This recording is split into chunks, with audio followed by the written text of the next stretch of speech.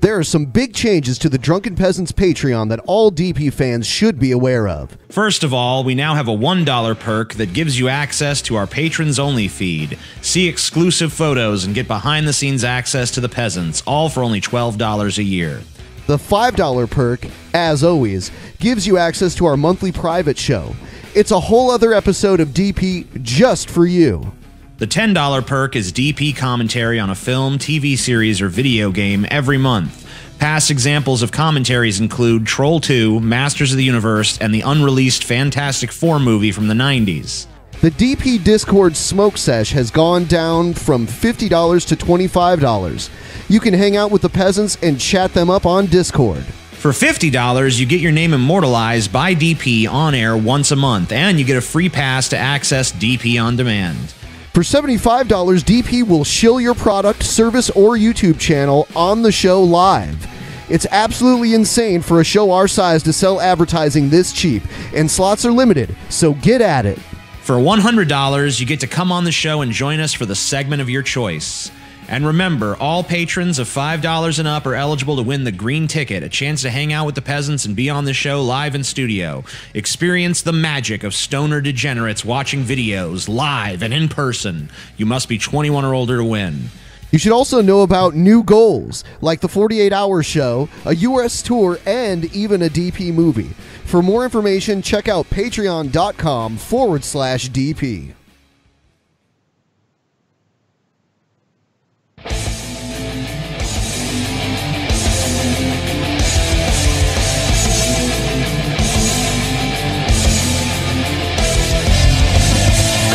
Live from the frigid armpit of America, this is the Drunken Peasants Podcast with Ben and TJ, bringing you opinions of the news from an altered perspective. Fuck it! Hey man, you got a joint? No, not on me, man. I don't have facts to back this up. It'd be a lot cooler if you did.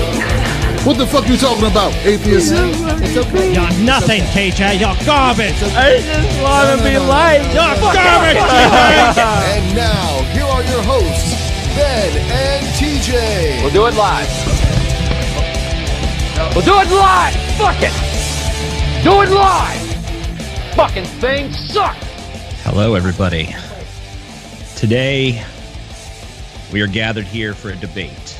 The subject of this debate is very broad, but it's a debate at the very heart of American politics. Liberal versus conservative, left-wing versus right-wing. Our debaters tonight represent some of the youngest and most articulate voices on these positions. Kyle Kulinski is the host of Secular Talk, a YouTube channel with over 370,000 subscribers and over 300,000 views on a typical day.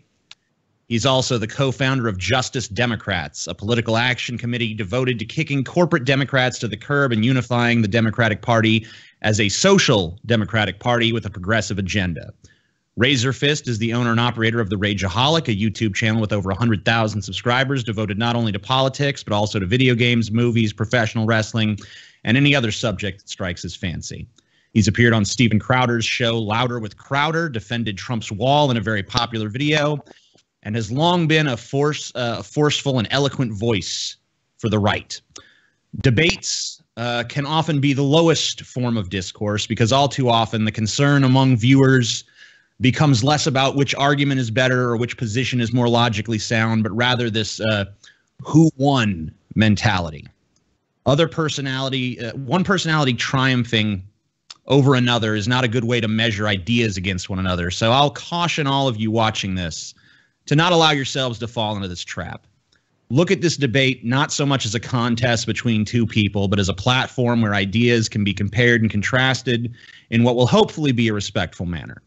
Tonight's debate will cover a wide range of issues: Trump, gun control, the wall, not the Pink Floyd album, the Electoral College, single-payer health care, and more. We'll be opening up the Streamlabs about halfway through for 20 minutes so that you and our audience can also pose questions to our debaters or just leave us a tip to let us know that you appreciate this discussion. But before we can debate any specific issues, we have to learn some basic definitions. The words conservative and liberal mean different things to different people. So in order to avoid confusion, I'll start this debate off by asking Kyle for his definition of liberalism.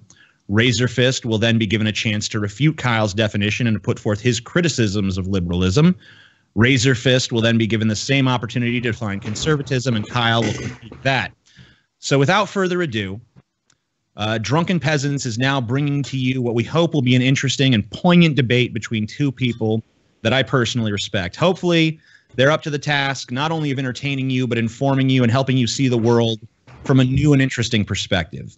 But they can only do that if you, the audience, is willing to set aside preconceptions, set aside whether you're a liberal or a conservative, and, just open your mind. I'd ask you to forget about all your political positions and remove yourself from your own ego and simply absorb what's transpiring in front of you. This is my recommendation to you. I can't actually make you do it. So as discussed a moment ago, we're going to begin with Kyle Kulinski. Ben, you can go ahead and take me off of full screen at this point. So we're going to begin with Kyle Kulinski of Secular Talk. Kyle, are you ready to start? Or both of you ready to start, actually? Sure. Let's do it. Ready to rock and roll. And may I say, just off the bat, it's good to make your acquaintance, Kyle. Nice to meet you too, man. Don't let me like you this early on, because then I can't argue as vociferously.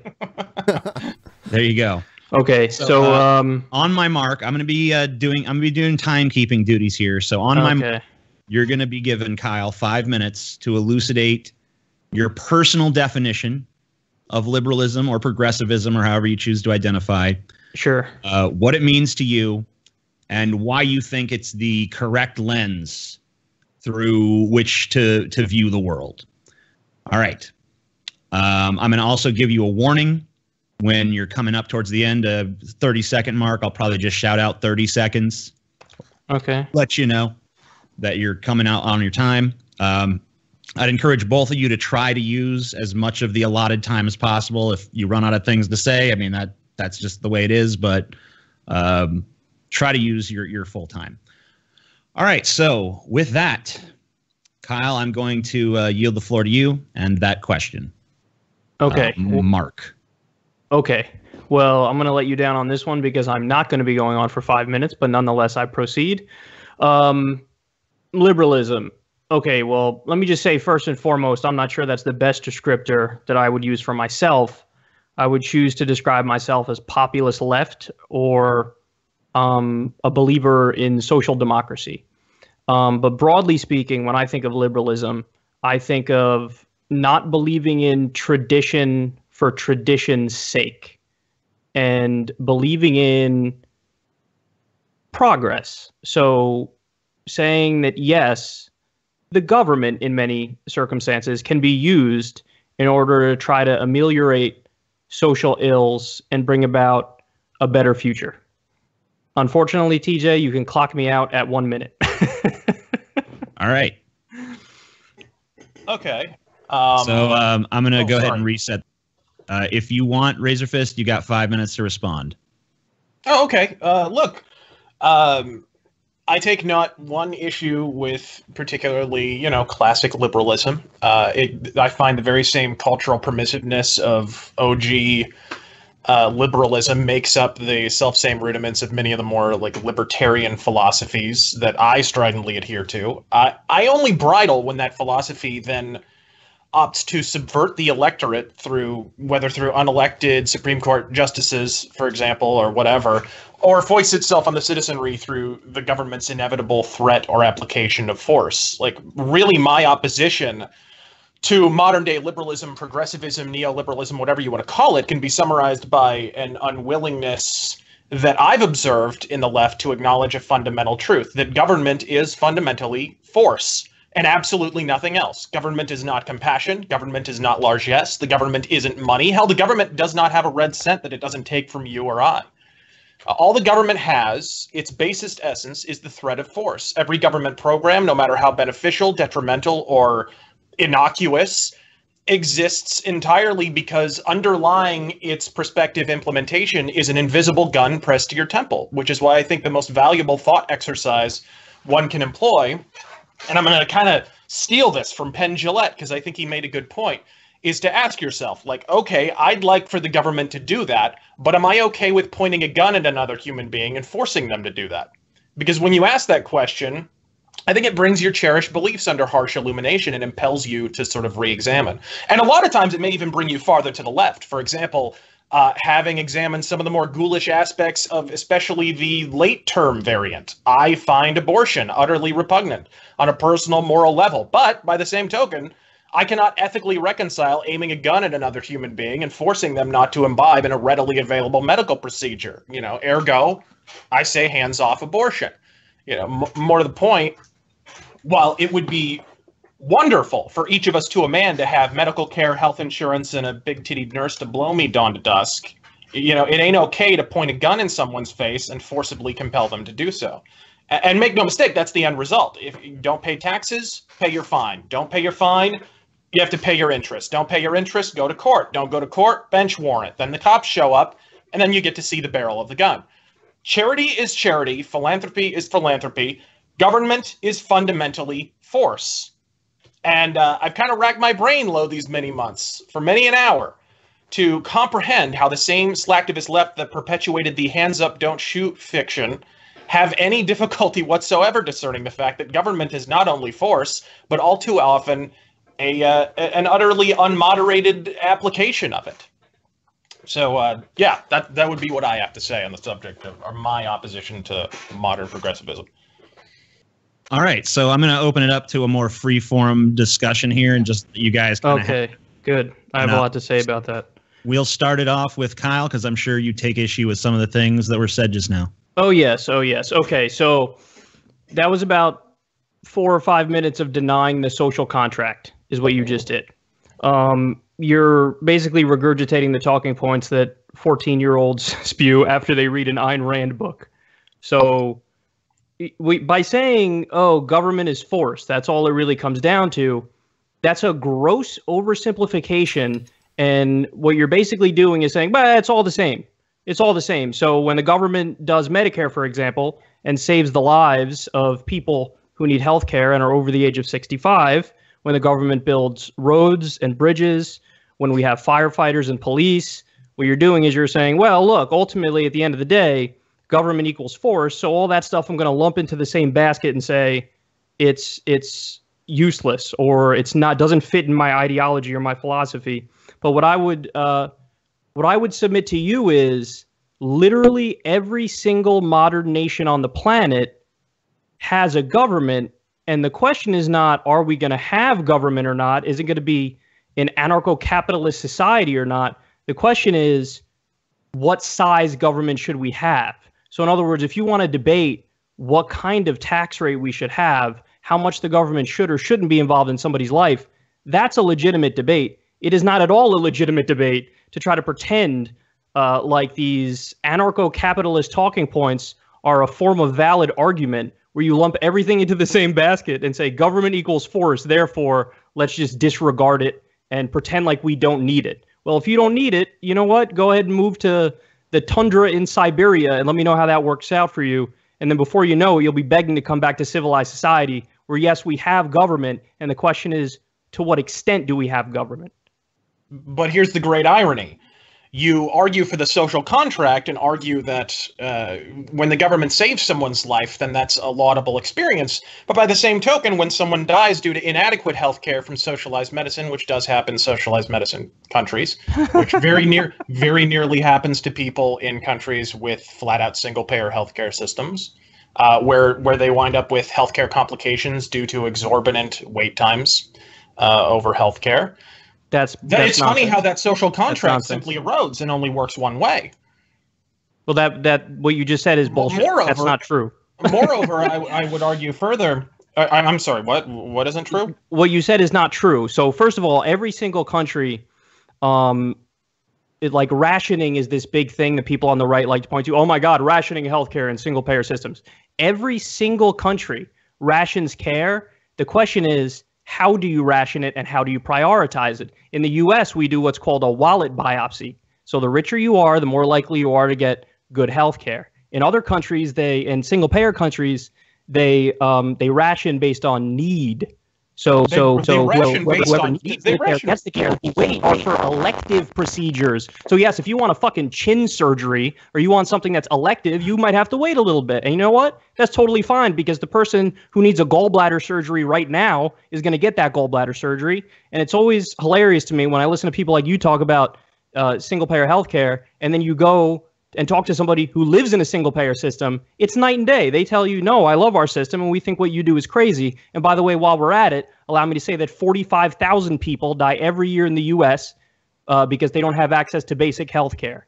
That number in Canada and Norway and Denmark and Iceland and Sweden is 0. Yeah, and that's invariably what you'll fall back on. But more people have access. Because it's true. Paper. That's why I fall that's back on it, because it's accurate. What I'm saying is true. Providing access is not the same thing as providing care.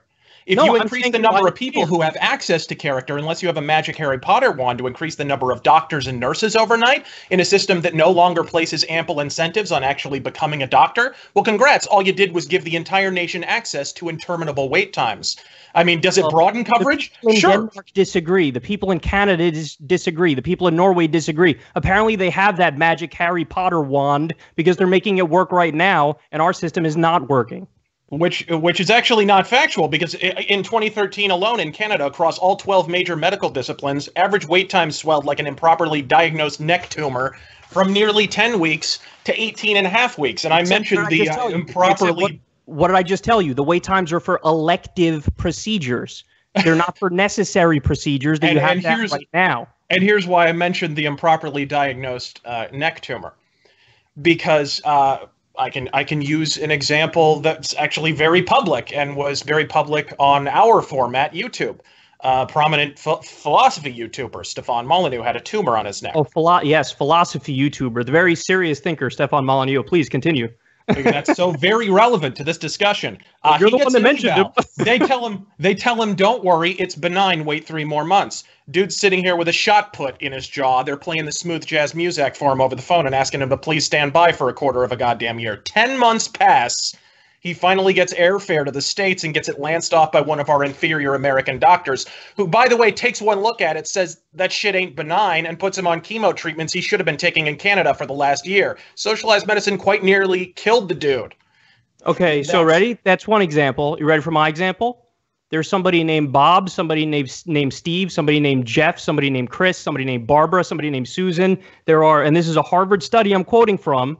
You ready? Quote, 45,000 people die every year from lack of health coverage. And furthermore, if you want to talk about... It's called the Veterans Administration. Wait. Do you want to talk about specific cases? Let's talk about specific cases. There was a woman... This is under our private health insurance system. You know how people love to say under Obamacare there are death panels? Guess what? They're right. There are death panels. They're called private insurance companies. Because what happens is they try to find any way possible to wiggle out of paying for your care. Because if you have a private health insurance system...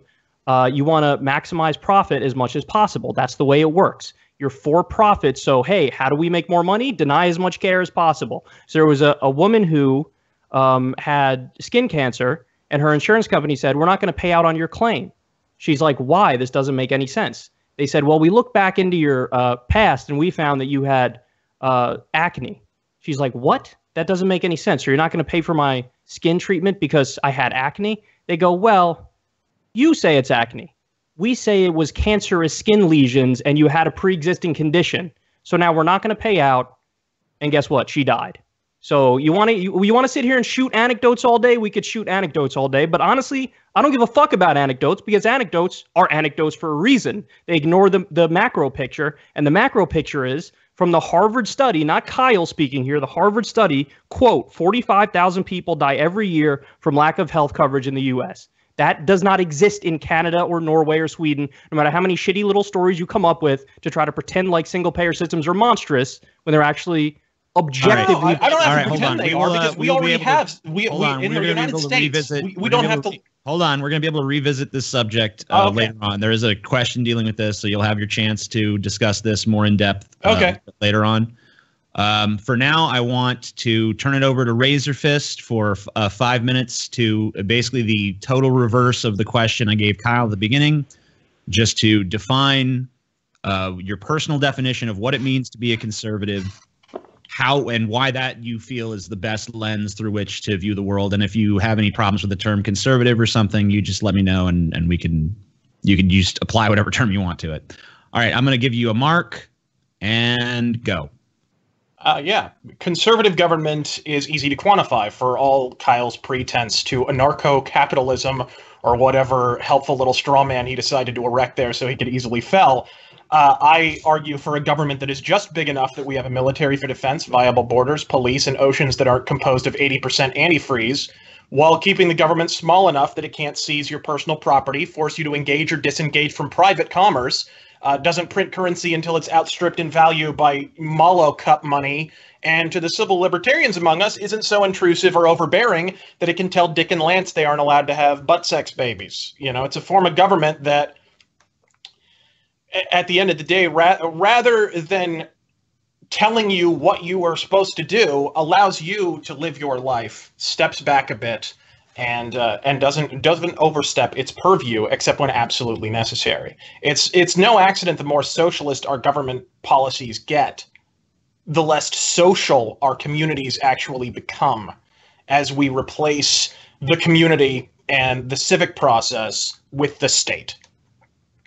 That would be my argument for what conservative is. And I would further argue conservative is somewhat of a misnomer. I think one of the reasons conservatism fell by the wayside for a while there, it's somewhat resurgent at present, but one of the reasons it fell by the wayside is because we allowed the language to be handed over to the left. We allowed the left to refer to themselves as progressive for employing 100-year-old ideas of socialism, which there's nothing progressive about that. If you look at the root word progressive, it's to progress, to look to the new horizon, something that's never been implemented. Socialism's been tried before. If you want to get really technical about forms of government that have never truly been tried, it's a form of government that puts the power squarely in the hands of the people and steps back and lets them live their lives.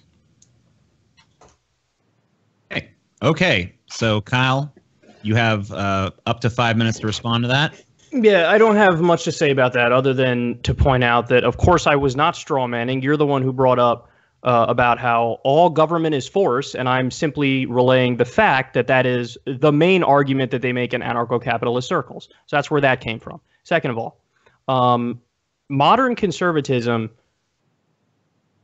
if you talk about modern conservatism in the context of today's Republican Party, it's basically an off-the-spectrum party in that it's full of complete wanton corporatists. Now, by the way, to be clear, that's not me saying that the Democrats are not also gigantic corporatists, because they are. It's just a matter of degrees here. But the Republicans are giant corporatists, totally. I'm sorry, I didn't mean to. I didn't mean to interrupt. Go ahead. Let me just finish this real quick. This won't take long. So totally beholden to their Wall Street donors, big oil donors, you go down the list. And then there's also a hefty dose of Christian fundamentalism and social conservatism in there. If you look at, the new movement conservatism, people like Steve Bannon, and of course, Roy Moore is the new one, the Alabama Senate GOP candidate. I mean, it's basically comical. You have Christian fundamentalists who, Roy Moore's a guy who argued that homosexuality should be illegal. So I find it interesting that you mentioned how on social issues you consider yourself pretty libertarian. Well, that's certainly out of lockstep with the Republican Party and the direction that they've been going in. It's interesting. All right, I'm going to just open this up for a little free-form discussion between you two guys. Yeah, I mean, I don't think we're all that in opposition here in terms of definitions. Look, one of the most, and I think probably the most prominent politician to come out the earliest for both gay marriage and gays in the military was actually Republican. It was Barry Goldwater, Mr. Conservative. So it's not completely out of step with the Republican platform. It's just out of step with what the neocon platform became, the Reaganites, the Pat Robertson Brigade, and so forth. Would you deny that that's the more vehement strain in the party today? I think that's definitely changed with Trump, who's, holding a rainbow flag on stage. I think there's certainly been a paradigm shift there. But also picking Mike Pence as his VP. I'm sorry, what? But also picking Mike Pence as his VP, whose claim to fame before he was picked to be VP was that he signed an anti-gay bill in Indiana, which made it so that businesses are legally allowed to discriminate against gay people. Yeah, as a conciliatory gesture to the neocon wing, and we can go on and on with that. But you understand what I mean? Like Trump himself holding rainbow flags on stage, having publicly expressed support for George Michael's wedding the same year that Hillary Clinton came out and said marriage is between one man and one woman. That was 2005, I believe. You know, he's clearly not the same, cut from the same cloth as the Mike Pences and the Paul Ryans. Well, I agree with that, but I don't think he has much of an ideology to begin with. I think he's totally unmoored and totally vapid, but that's a separate conversation. My point is the majority of elected Republicans are not Rand Paul. They're not liberal on social issues. They're decidedly the opposite. That's beginning to change already. You just saw Jeff Flake resign. Okay, but it's right now. I'm talking right now. But yeah, but in any political group, you're going to wind up. I mean, I severely doubt you would like to be closely identified with the John Podestas and Hillary Clintons. There's different wings of each party. I'm loudly and aggressively on the record saying, number one, they are the dominant strain in the Democratic Party, which is why I'm trying to fucking purge it with Justice Democrats. That's point number one. But point number two is, why are you tap dancing around it? Just admit it. The majority of the Republican Party are socially conservative, backwards Neanderthals. I wasn't tap dancing around it. I'm more than happy to admit that the neocons took over the party, and that obviously triggered a massive shift in the party. However, by the same token, I just said, unlike the Democrats, there's actually a shift in the opposite direction. Okay, but then we get into what is rhetoric versus what is reality. I would submit to you that Rand Paul is the only person who's actually left or libertarian on social issues, whereas virtually everybody else in the Republican Party, including Trump, because I don't give a fuck what Trump says. What matters to me are his policies and his actions. And he just recently signed a religious liberty executive order. So this is one of those things where, yeah, he could hold an LGBTQ flag all day long, but that doesn't mean dick at the end of the day when he's picking Mike Pence for VP and he's signing every single bill that Pat Robertson and John Hagee wants him to sign. You'd be surprised at how many Republicans are liberal on social issues. I don't even like John McCain, and we all know his stance on civil unions and so forth because of his daughter. Civil unions is a joke. It's like a fucking halfway point on an issue where there is no halfway point. Either you're for gay marriage or you're against it. And I agree on that issue. I completely agree. Look, I'm from more of the Rand Paul wing, so you're really preaching to the choir here. Good. Well, then we're going to get along a lot more than I thought we would. There you go. Well, I mean, one of the reasons I wanted you two guys to have this discussion is because you're both, I wouldn't say fringe, but I would say you kind of are both representative of the younger demographics of these parties at this point, and maybe sort of a glimpse of where things are headed in the future. But I don't see. I don't see an equivalence though, because I really do think that the overwhelming majority of the Republican Party, the elected Republicans, are backwards on social issues. Whereas I think it's a fair point to say the majority of young Republicans, like millennial Republicans, might be reasonable and more agree with Rand Paul on these issues. But in terms of elected Republicans, we're talking well over 90% of them are still 100% wrong on these issues. Which I think is an artifact of the fact that they were in power for so long as a repudiative gesture against Obama as his popularity began to fall. After 2010, when he was blown out in the midterms, there were a bunch of Republicans rushed into Congress, and it was like the people would vote for anything with an R next to its name because they were so pissed about Obamacare.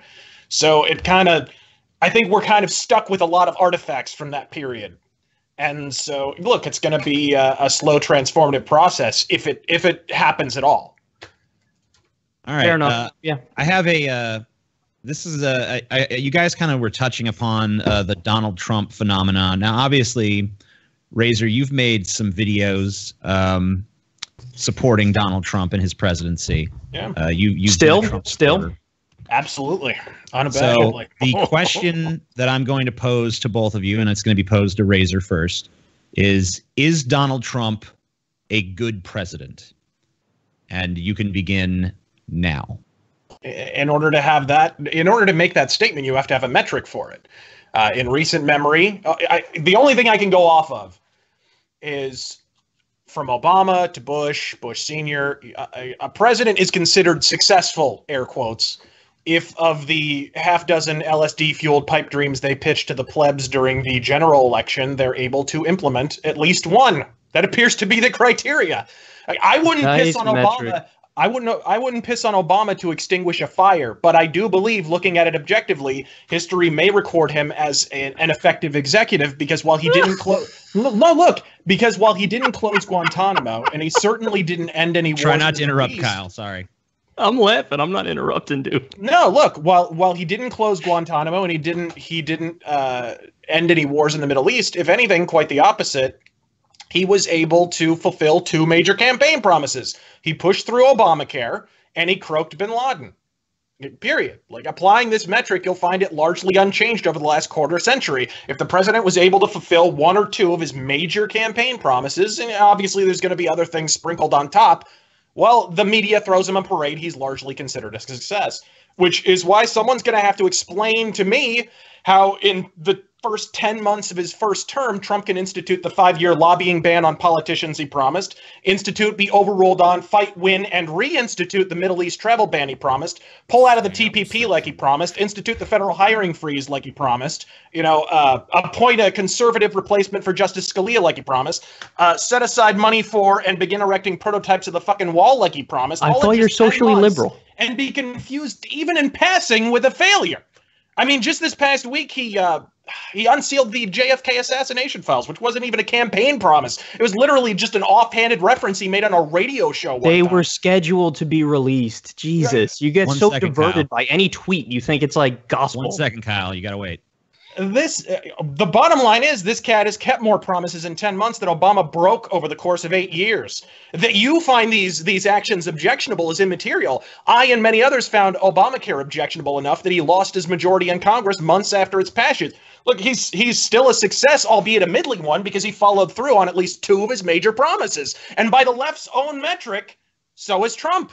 That isn't to say he's even almost perfect. I myself recorded a scathing invective about his ass-backward intervention into Syria, and I stand by it. His position on DACA had me scratching my head until he pulled a pretty masterful parry at the end, actually, and got a shot down in Congress. And he hasn't yet overturned Obamacare, largely due to Judas goats in his own party, like John McCain, for example. But he just teamed with Rand Paul to draft an alternate solution. And whatever you think of Paul's politics, I can think of worse people to team with on the subject of healthcare than a fucking eyeball surgeon. I mean, call me crazy. I'm not over the moon about taking healthcare advice from Nancy Pelosi, the same woman who gave a green light to that facelift. So yeah, that's about all I have to say about Trump. I'm eminently pleased. Okay, good. My turn. Right, hold on. So Kyle, he went for 3 minutes and 14 seconds. Right. You have 5 minutes to rebut. I would like to remind both of our debaters to try to refrain from interrupting during the non-freeform sections. Well, sometimes you can't help it. Okay, number one. But here you go. You mentioned Neil Gorsuch as a victory for Trump just after we had the conversation about how you're socially liberal. By your own standard, that's not a victory. So that's a weird thing to say. Number two, the JFK thing. Again, this is so silly because, like, yes, it was scheduled to be released. And he was like, yeah, okay, go ahead. But then he goes on Twitter and takes credit for it. And everybody's like, oh, yeah, you got to give him credit. No, you don't have to give him credit. He was taking credit for something that was scheduled to be released. Now, to the broader question, is Trump a good president? The answer is decidedly fuck no, and it's not even close. Let's go through some of the things that he's done. Number one, he signed a bill that gutted internet privacy rights. This is something that's not talked about nearly enough. It's a bill that literally 6% of the American people supported. Every single Republican politician voted in favor of gutting internet privacy rights. And what it does is it makes it so that anytime you put your information online into a site, they now have the legal authority to take your information and sell it to whoever the fuck they want to sell it to. Whereas in the past, they couldn't do that. They needed to get your permission. That's point number one. Point number two, he picked Ajit Pai to lead the FCC. Ajit Pai's main goal is gutting net neutrality. Number three, he did gut Obamacare. I don't know why you sold him short on that one. He indeed did gut Obamacare. He proposed Trump Care, which, by the way, had a 12% approval rating. What a winner he is. According to the CBO, with just his recent executive orders on Obamacare, 1 million more people are going to lose health insurance. Premiums are going to rise by 20%. They eliminate the protection for pre-existing conditions because they make it optional on a state-by-state basis. And what's going to happen is half the states, the red states, are going to say, we don't believe in protecting people with pre-existing conditions. His tax plan, when the CBO crunched the numbers on that, it gives everybody who's poor a $40 tax cut, gives everybody in the top 0.2% $940,000. Wow. He wants to eliminate the estate tax. That's another one that's, I'm sure you agree with him on that one, so I don't know why you didn't count that in his victories. But, of course, the estate tax also only applies to 0.2% of Americans. It's for people who make over $5 million or have over $5 million. Now, in terms of free speech, an issue, TJ, I know you care desperately about, Trump suggested making flag burning illegal. That's deeply against the First Amendment.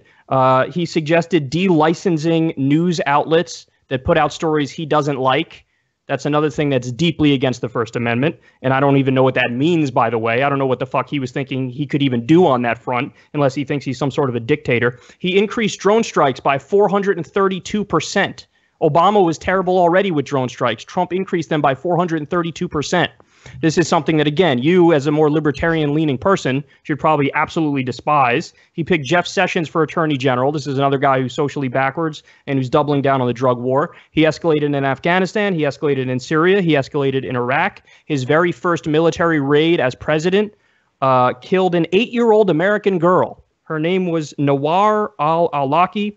And, of course, he pulled us out of the Iran deal, which makes it much, much more likely that Iran gets a nuclear weapon. And I could go on, but I'll leave it there because I've probably filled up all my time. You actually have 2.5 minutes left if you want. Okay, step aside. First day in office, he reversed a middle-class tax cut. He literally reversed a middle-class tax cut for mortgage insurance premiums. He's doing a $110 billion Saudi Arabia weapons deal, which proves that he's an establishment bitch boy who's doing what every single president before him did. He picked a predatory payday lender to be the head of the Consumer Financial Protection Bureau. He littered his administration with Goldman Sachs lackeys, including Steve Mnuchin and Gary Cohn. Gary Cohn, by the way, got a $285 million exit bonus when he left Goldman Sachs. And look at that, he's pushing for privatization of our infrastructure, and Goldman Sachs gets to be the beneficiary. Trump increased military spending by $80 billion. And even on the things that I would agree with you that he did good on, like killing TPP, I originally gave him credit for that. Guess what? I was a chump. I was a sucker. Because what happened is during the renegotiation of NAFTA, they're now slipping in provisions from the TPP. And I'll wrap it up with that. I didn't even mention North Korea. Right. We're about to go to war. I actually had this slated to go after your initial 5-minute comments to go 2 minutes each. But I think I'm just going to continue with the trend of opening it up for open discussion after you've each had your say. And I'll go ahead, and since there's a lot to unpack there, I'll let Razor take a crack at what you just had to say. Yeah, that's a lot of information at once. First off, a lot of that is subjective. Hey, I'm on the left and I don't like what he did stuff. Some of it is just part of his agenda that you don't like. Oh, congratulations, you're not really his market. It doesn't. I'm with over 90% of Americans. However, according to the poll. Describing people like, I mean, Stephen Mnuchin has issues of his own, but you're talking about Goldman Sachs lackey. The guy ran a burger restaurant. Like, what are you? You're. It's absolutely absurd to. And he was the head of One West Bank and worked for Goldman Sachs, so he's a Wall Street insider, and he's doing their bidding. And anyone who is corporate could be described as a Wall Street insider. This is the problem. Good to know you're defending Goldman. The idea that going. you're not. I'm sorry. What? Keep defending Goldman Sachs. This is fun. No. Really? What I'm saying is this guy, at the end of the day, has to put together an administration. This is Goldman Sachs insiders. I'm sorry? I said of Goldman Sachs insiders, apparently, after he spent the whole campaign trail going after Hillary Clinton for her connection to Goldman Sachs and Wall Street. And by the way, he was right about that. But then he turns around and does the same fucking thing, and it's called hypocrisy. And it's called him being an establishment bitch. No, it's called putting together your administration, and unfortunately, having would you say that if Hillary did that? Pieces. If Hillary look, sacked people I've talked about look, I recorded an entire video about how Trump's cabinet could go either way. And as you've seen with the large turnover, there's some clear teething issues in appointing the correct names and faces to the correct positions. And I agree. Like, a lot of these faces and names are as soon as I heard Sessions, I was not pleased at all. As soon as I heard I'm trying to think of some of the other names, but Mnuchin I wasn't over the moon about, actually, who I just mentioned to you, and whose name I also cannot pronounce properly. But, there's a lot of people within his administration that I'm not over the moon about, and fortunately a lot of them appear to be shit-canned as of now. So I'm not sure why you would even necessarily mention that. You have to understand, like, at the beginning, he had people from, like, Romney advising him on who was going to be in his cabinet and so forth. This was clearly, a lot of his cabinet, unfortunately, in the beginning, were conciliatory picks for the neocons. Because at the end of the day, he was trying to unite his party. He's made this mistake before, by the way, in the primary, when he, instead of standing his ground and standing in opposition to Rand Paul and John McCain, he gave kind of a last-minute endorsement so that he could get their endorsement in kind, and then they just wound up sticking the knife in anyway. He's been rife with this. Look, this is a non-politician. He went from civilian, albeit a popular one, to president of the United States in less than a year. He's not stupid, but he's also not a politician. And there's clearly going to be teething issues, and there clearly have been with his cabinet in general. But I don't understand why you would even Goldman Sachs insiders. Swing a dead cat and don't hit a Goldman Sachs insider in Washington, D.C. Oh, like, I dare you. Please. You don't even believe that. No, much less on the Republican side. That's so silly to say that. Like, obviously, he picked Goldman Sachs insiders for a fucking reason. Because and then fired them for a fucking reason. To the he didn't fire Mnuchin and Cohen. I don't know why you keep saying that. They're still in the administration. Yes, but several others have been. And several other Goldman Sachs we're insiders talking about Mnuchin and Cohen. I don't give a fuck if he fired Bob, who did something else. I'm talking about Mnuchin and Cohen, Goldman Sachs lackeys who, yes, are doing the bidding of Goldman Sachs. I just told you they're working on privatizing our infrastructure and letting Goldman Sachs be the beneficiary. And it's not a fucking coincidence that Gary Cohn took a gigantic over $200 million exit bonus, and then now he's doing that. Hold on. What is privatizing our infrastructure? Name a road that wasn't built by a private company with government grants. Have you heard of the New Deal? The railroad system. Have you heard of the wait. Are you denying that we have public roads that can be privatized? Are you denying that? We have public roads what I just said is private companies are contracted by the government to do these things, correct? But they don't own them. They don't own them. That isn't material. That is material because Goldman is going to own them. That's the point. That's what they're working on right now. Okay. So you're saying Goldman Sachs will own the roads? No. Not all of the roads. Don't be a pithy idiot. You know what I'm saying. Certain roads, yes, they're trying to sell off parts of the infrastructure and have Goldman own them. And that is happening because Gary Cohn took a tremendous exit bonus, and now he's one of Trump's top officials. And Trump is doing the bidding of the establishment, just like he said he wouldn't do. So that's why this is all relevant. It's not, oh, wow, look at poor Trump. It's hard to pick the right people. No, it's Trump is actively trying to do the bidding of the establishment because he's their bitch. He is an insider. He's not an outsider. He's an insider. He's Hillary Clinton. No, he's such an insider that he was out-donated by Hillary. What, 700 million was the final count? No. You're not going to get me to defend Hillary, sweetheart. You're not going to get me to defend Hillary. But what I'm saying is, you're trying to deflect from the problems with Trump.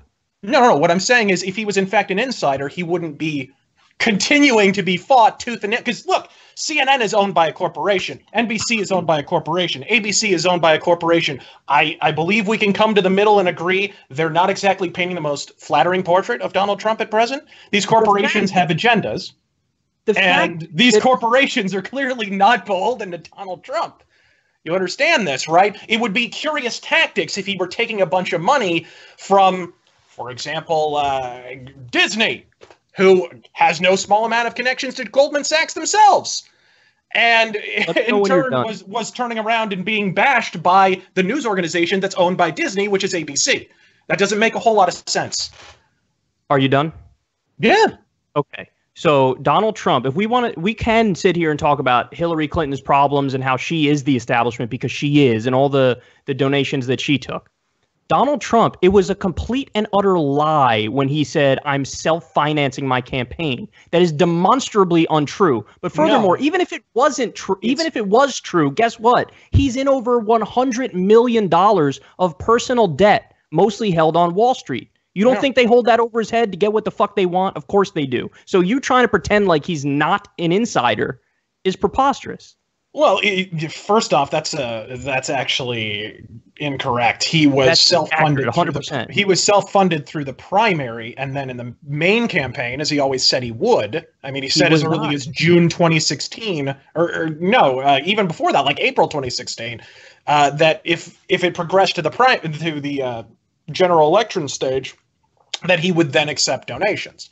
Right, but the primary was completely self-funded. That is just an incongruity that people attempt to manufacture. First of all, can we get a fact check on that? Number one, and number two, even if you're correct, the fact that he turned around on a key part of his campaign, the fact that his whole point was, I'm not beholden to the establishment because I'm not taking contributions. And then he starts taking contributions. For fuck's sake, there was the guy who's the head of Johnson & Johnson was a top donor to Jeb Bush. Trump said repeatedly during the primary, is Jeb a puppet to this guy? I think he's a puppet. He's taking money from this gentleman here. I think he's a puppet. Not only did that guy become a Trump donor in the general election, Trump appointed him to be the head of his fundraising. So that is nothing but sheer hypocrisy. No. That is, and you also don't seem to understand how Trump's fundraising worked in the general election. The RNC and Trump had separate. No, the RNC and Trump had separate fundraising apparatuses during the general election.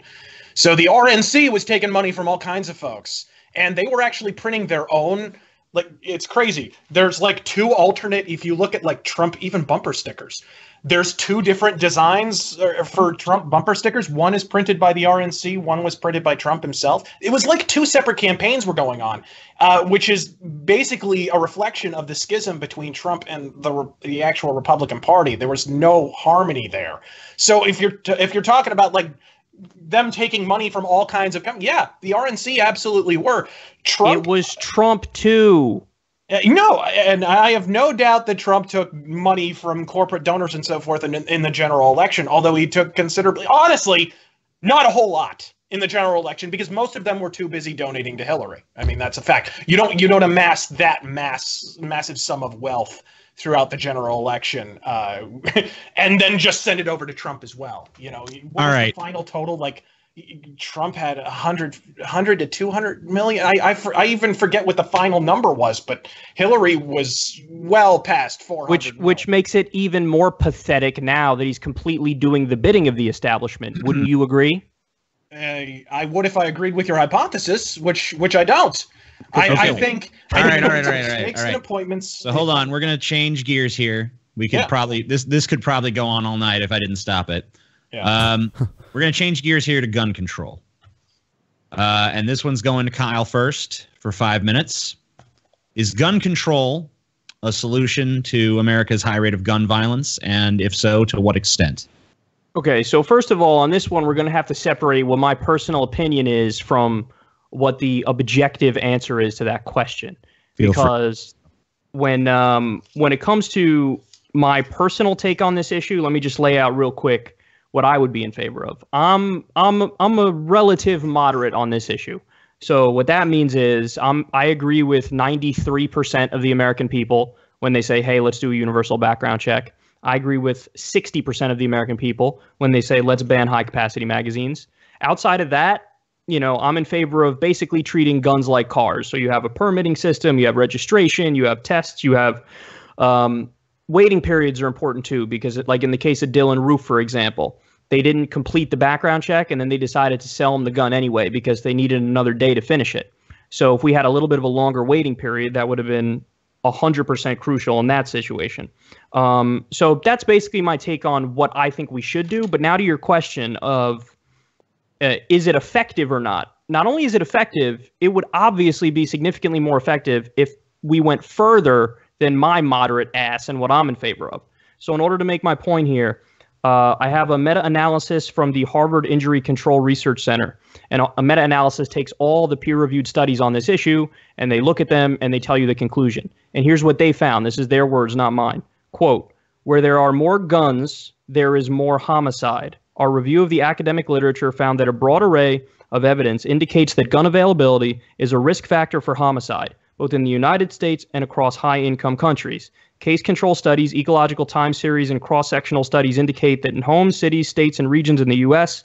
where there are more guns, both men and women are at a higher risk for more homicide, particularly firearm homicide. So where they're saying where there's more guns, there's more gun violence, and there's more gun deaths. Now, again, I'm not in favor of banning guns. That's just my personal take on it. But the question of if you do that, would there be fewer gun deaths? The answer is no shit. And you could look at Japan to prove your case. Japan has like no gun deaths a year. If there's 5, it's a fucking scandal. Meanwhile, in the U.S., we have 33,000 gun deaths. Over 10,000 of them are homicides. Yeah, this is... All right, so Razor, I'm going to now give it to you for 5 minutes or whatever amount of time you need. Yeah, if the argument is more guns equals more crime, someone's going to have to explain to me why gun ownership is currently no. And more gun deaths. More guns equals more gun deaths. Not more crime. More gun deaths. Yeah, and there's where you get into gun death statistics invariably include suicides, which is a very important metric. Well, no, but I just told 62% of all gun deaths. 62% of all gun deaths are suicide. He's misstating what I said. That's why I'm correcting him. Well, you're gonna have to wait until he's done to correct him. So let him misstate it. Yep. No, go right ahead and okay. correct. Okay. So this will be quick. So I'm just gonna reset the counter here. 32. And let's give you guys a moment to clarify before we proceed with Razor's thing. There's over 32, or even depending on the year, over 33,000 gun deaths in America. About 11,000, over 10,000 of them are homicides. So if you want to forget the 32,000 because that includes suicides, fine. We'll forget that because it includes accidents and suicides. But 10,000 or 11,000 homicides, and that's compared to like 3 in Japan. Yeah, and all right. So hold on. Now I'm going to go ahead and give Razorfist his say. If please, if there's any, I'll shut up. If there's any misconceptions or whatever, you're gonna have plenty of time to freeform discuss it at the end of the his spiel. Yeah. So as you said, 62% of all gun deaths are suicides. I think 32% are homicides. And if you want to make the argument as you made, like, fine, okay, we'll reduce even suicides by banning guns. Let's go look at the bastion of cap and ball control that is United Kingdom, where gun suicides are microscopically small. Admittedly, look, that's going to happen. There's no use denying basic facts. If you reduce the availability of guns, obviously that's going to happen. It's just 2% are committed with guns, I believe. But alternate methods, such as hanging, overdose, or suffocation, more than compensate. They jump up to 60%. Here in the States, it's like 24%. Oh, better ban rope and razor blades, Great Britain, like top 2. I mean, the second highest suicide rate in the world is found in South Korea, and they have banned guns outright, period. Look, the regulation of firearms in this country, particularly the despotic variant found in major population centers, and incidentally murder capitals, despite all their efforts at gun control, like Chicago or Los Angeles, it's an anachronistic artifact from what is now nigh universally regarded as one of the blackest chapters in U.S. domestic policy, the Prohibition era. For all the left's efforts to arbitrarily demarcate between the two, to sort of cherry pick which draconian pablum to overturn and which to ratify, so they can hold on to like weed or lose their legal guns at the same time, they willfully ignore the fact that the NFA piggybacked off of the Volstead Act and boasted the very same champions in Congress.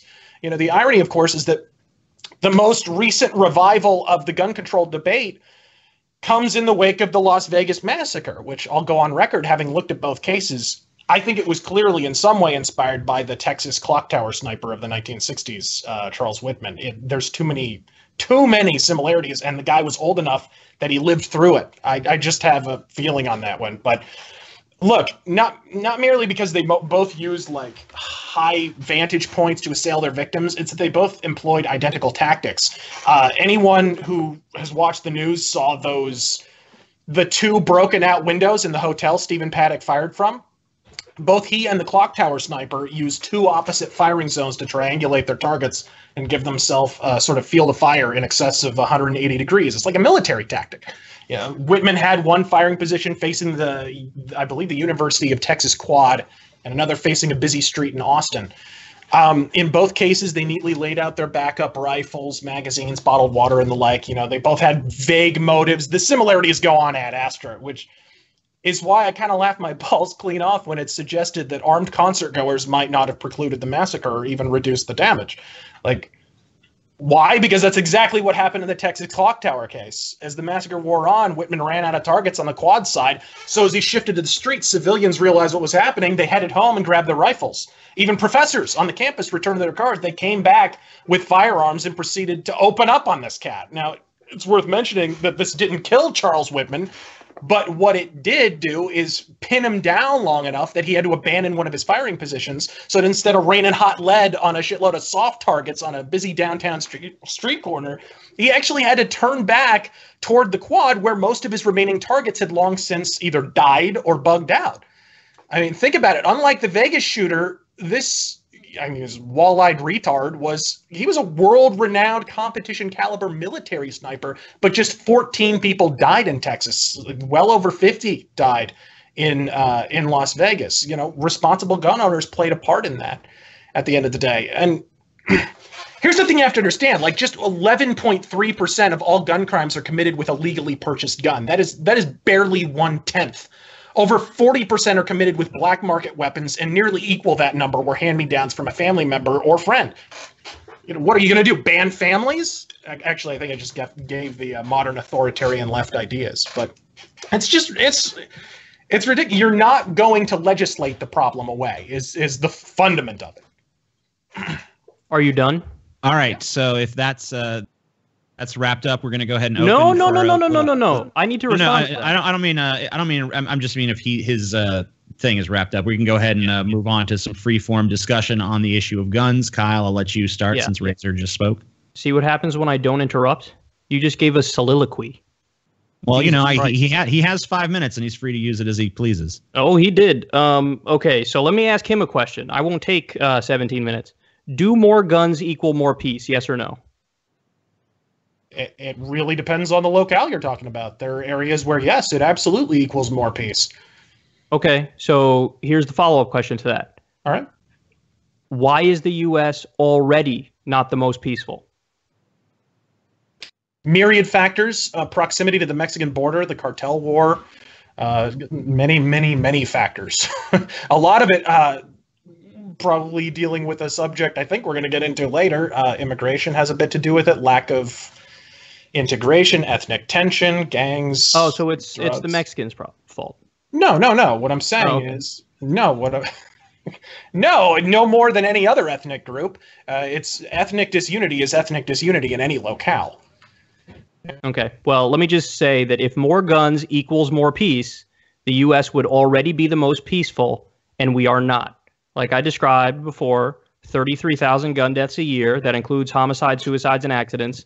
About 10 or 11,000 homicides every year. If it were the case that having more guns made everything more peaceful, because as you said, hey man, the good people outnumber the bad people. So if people are armed, then they'll be able to stop the bad guy doing the shooting. Okay, well if that was the case, well then we would already have the most peaceful country and we'd have the fewest gun deaths, and we don't. And I'll close on this because I don't have much more to say on this one, but this is the situation in Australia. This is from Snopes, quote, this is what happened after 1996 when they had a giant mass shooting. 2 nationwide gun buybacks, voluntary surrenders, state gun amnesties, a ban on the importation of new automatic and semi-automatic weapons, the tightening of gun owner licensing, and the creation of uniform national standards for gun registration. Australia collected and destroyed about 650,000 firearms, a reduction which is the equivalent of like 40 million guns in the U.S. of our 300 million or so being destroyed. And in the 18 years since that mass shooting, there's been a grand total of 104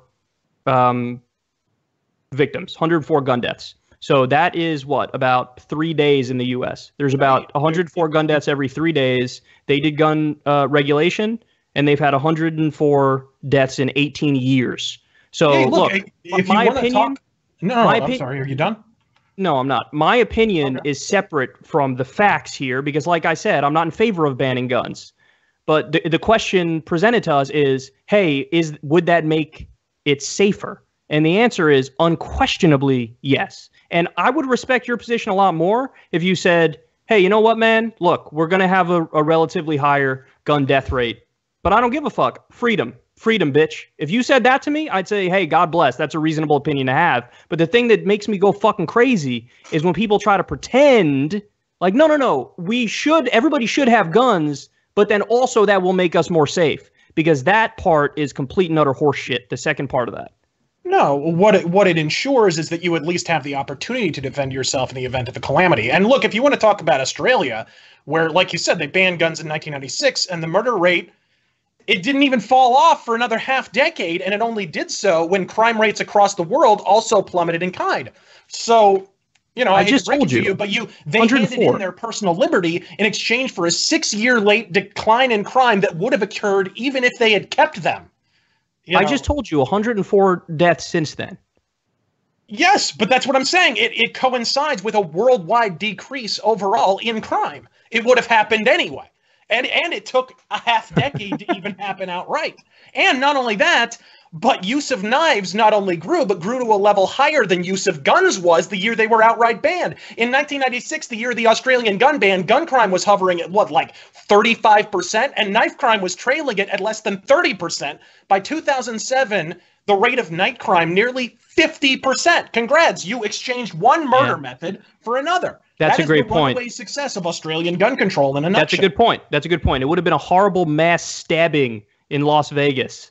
That would have been so terrible. Those have actually happened. One happened, incidentally, one happened at the University of Texas, which I just mentioned. Happened, was it 2012 or 2013? You really have no clue how silly you sound, because you totally disregard scale when you make points like that. It's like saying, hey, man, there's plenty of people who drown in the fucking bathtub every year. Here's the thing. What do you want to ban bathtub? How is there not a variable scale?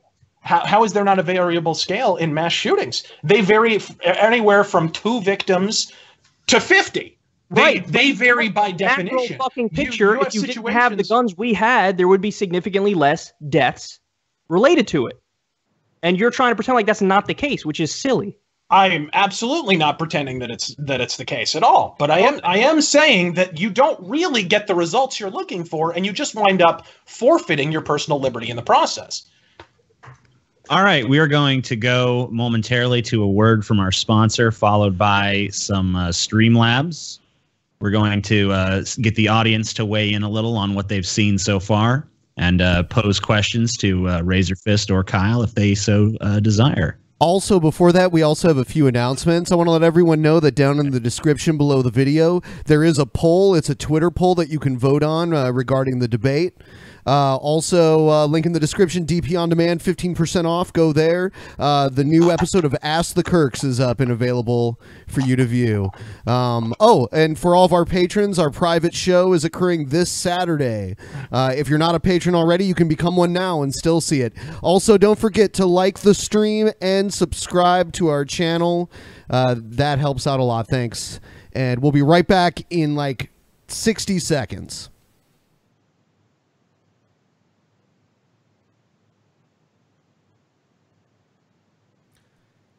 Here is something to chew on. Many recent studies suggest that having good oral health impacts your overall health, yet most of us don't brush our teeth properly. You can start brushing better today. Introducing Quip, the new company that's refreshing the way people brush their teeth. Starting at just $25, Quip is an electric toothbrush that packs premium vibration and timer features into an ultra-slim design that's half the cost of bulkier brushes. It's basically like Apple designed a toothbrush, but without the big price tag. You can even subscribe to receiving new brush heads on a dentist-recommended 3-month plan for just $5, including free shipping. You have to see and brush with this brush for yourself. And right now, go to getquip.com/peasants to get your first refill pack free with a Quip electric toothbrush. That's your first refill pack free at getquip.com/peasants. GETQUIP.com/peasants. Welcome to the Drunken Peasants podcast. All right, we are back. And I'll go ahead and open up Streamlabs. If you want to send in a comment or question or just, you know, whatever you want. Yeah, if you want to read in our direction, then here's your chance. Are traps gay? Yeah. Yeah. I did a detailed answer to that, by the way, on my channel in a Q&A. Good. So if any, don't bother asking that because Kyle has already answered it in fucking detail. I'm going to step out for a moment, Ben. I'm going to let you take control of the Streamlabs here for a second, and I'm going to be right back. I just have to get a drink and some stuff. More akin to dull open palm, your tired Dennis Miller shtick. What does it say? I'm having trouble reading because it's so small on my screen. Oh, penchant for sucking Trump's Cheeto chode and wannabe Henry Rollins getup coalesce the suck. I missed the rest of it because I had to stretch out my screen. It was too small. Hey, wait, that really hurts being compared to one of my primary inspirations. It hurts really hard. Who the fuck do you get confused with? The night manager at Denny's? Blow me. Kyle, you disregarding the fact that the gun deaths were already low before the ban. Mass shootings were already low, and the gun deaths in Australia was trending downward to a constant rate. But every other country then. So, okay, Japan. You know, you go down the list. Situation. Okay. I'm a sell out to Big Seltzer, guys. Kyle Brovslovsky. Unfortunately, I'm out of seltzer at the moment. I could really go for some. So, Razorfist, how do you feel about Linda McMahon being in Trump's cabinet? Did you like that one? No comment. Damn situation. Yeah, I have no idea what that one was about. I think it was mainly because she's tried to run for Senate twice, and like a genius, she decided to run as a Republican in Connecticut. I want to respond to this one here. Okay. Okay, so I assume everybody's reading it who's listening, so I won't bother reading it. But that's actually a good point. So why are we not going third party, and why are you trying to stay within the party? Well, the answer is close primaries, and because the system is basically rigged against third parties. So you have to take over one of the parties with your ideology as opposed to trying to start a new one. Yeah, no, I agree. And that's kind of the same reason you have people like Rand Paul who are effectively libertarians, but are still Republican, because they're attempting to effect a sea change in a party that's heading one direction, basically. And I have a lot more respect for Rand Paul than virtually any other Republican. Real quick on the point the last guy made, he mentioned Chicago.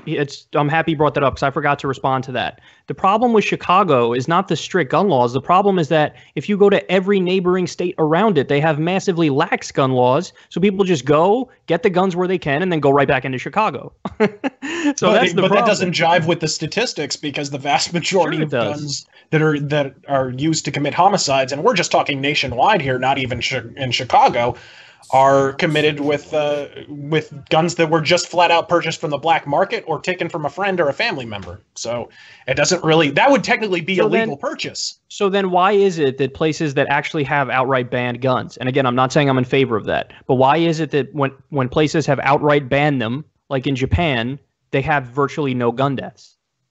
Japan had virtually no gun deaths before they banned. Well, and you see in places like South Korea, for example, where they actually have quite a bit of crime, and they have an outright gun ban. But it doesn't necessarily jive even across all Asian nations. But I find I can't get over the fact that you're not conceding the point that it is demonstrably true that where there is gun regulation, there are lower gun deaths. There's fewer gun deaths. There's less opportunity, yeah, but you wind up exchanging it for other methods. And I'm not denying what the statistics show. I'm not denying that you might have an uptick in petty crime, for example. I'm not necessarily denying that. And to be honest, I'm not familiar with the stats on that, but that doesn't seem intuitively ridiculous to me. I think you might have a point on that, but I was just saying the whole reason, like the whole point of the debate was TJ was asking, or the whole point of that question was TJ was asking, would, doing gun regulation affect gun crime? And so I was saying, well, yes, obviously.